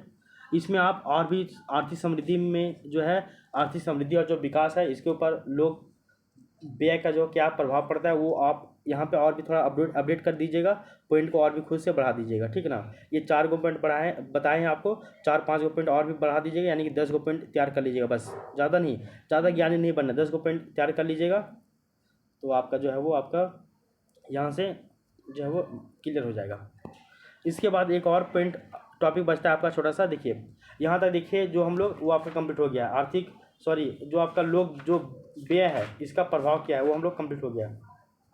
तो लोक व्यय का प्रभाव अर्थव्यवस्था पे प्रभाव हम लोग को देखना है, जिसमें हम लोग पहला पढ़े थे आर्थिक गतिविधियों पे लोक व्यय का प्रभाव क्या पड़ता है, आर्थिक गतिविधि में उत्पादन पे क्या प्रभाव पड़ा, वितरण प्रक्रिया में क्या प्रभाव पड़ा, उपभोग प्रक्रिया में क्या प्रभाव पड़ा, तीनों देखें।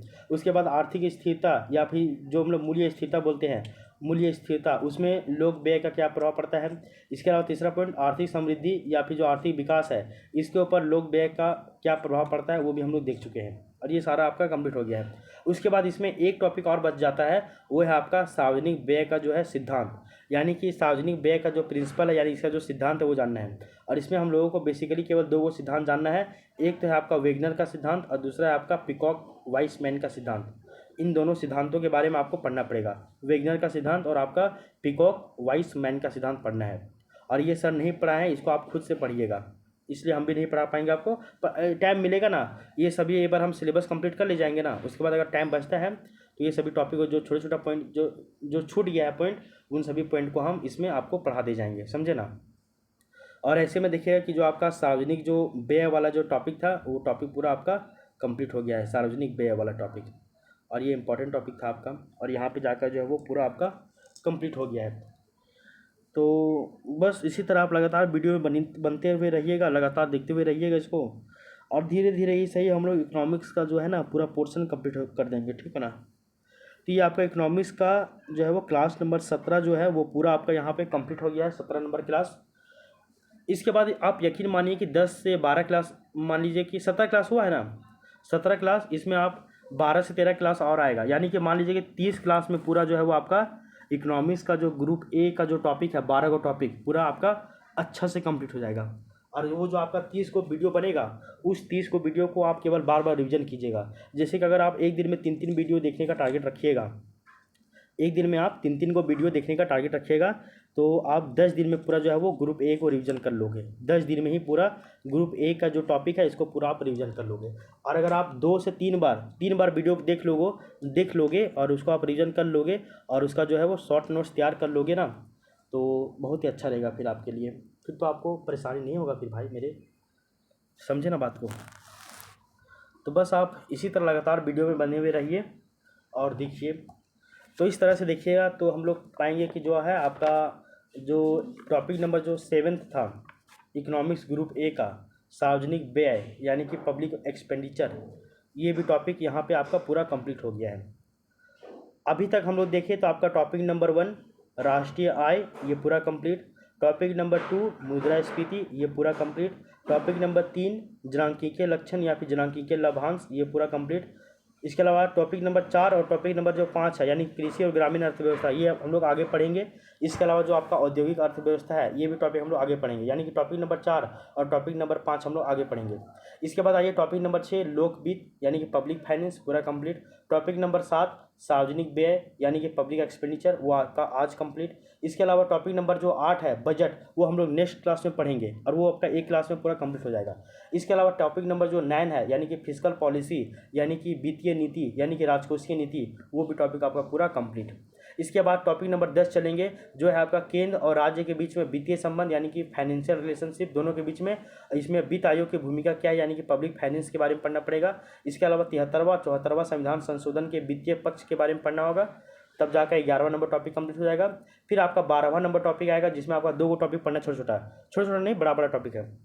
पहला तो पढ़ना है आपको भारतीय व्यापार की संरचना क्या है और दिशा क्या है, तो भारतीय व्यापार की संरचना और दिशा वाला टॉपिक पढ़ना है। उसके बाद भुगतान संतुलन की जो समस्या है वो पढ़ना है आपको, तो भुगतान संतुलन की जो समस्या है उसको भी आपको पढ़ना पड़ेगा, तब जाकर वो भी आपका पूरा कंप्लीट हो जाएगा। ठीक है, तो इसके बाद हम लोग नेक्स्ट क्लास में बजट टॉपिक को स्टार्ट करेंगे, एक दिन में बजट टॉपिक कंप्लीट हो जाएगा। उसके बाद हम लोग नेक्स्ट क्लास में जो है वो आपका भुगतान संतुलन स्टार्ट करेंगे, जो कि आपका 3 क्लास में भुगतान संतुलन भी कंप्लीट हो जाएगा। इस तरह से देखिए ना, केवल आप पाइएगा कि जो आपका इकोनॉमिक्स का जो क्लास है वो बहुत ही धीरे धीरे स्मूथ तरीके से आपका पूरा कंप्लीट हो जाएगा। और ये पूरा क्लास जो है वो आपको हम फ्री ऑफ कॉस्ट पढ़ाएंगे और सारा कुछ इसमें बताया जाएगा, और आप बस केवल इसका शॉर्ट नोट्स जो है वो अपने स्तर पे तैयार कर लीजिएगा, और एक एक टॉपिक पे एक एक 2-2 पेज का जो है वो शॉर्ट नोट्स तैयार कर लीजिएगा ना, तो आपका जो है ना वो बहुत ही अच्छा खासा कंटेंट रेडी हो जाएगा इसमें।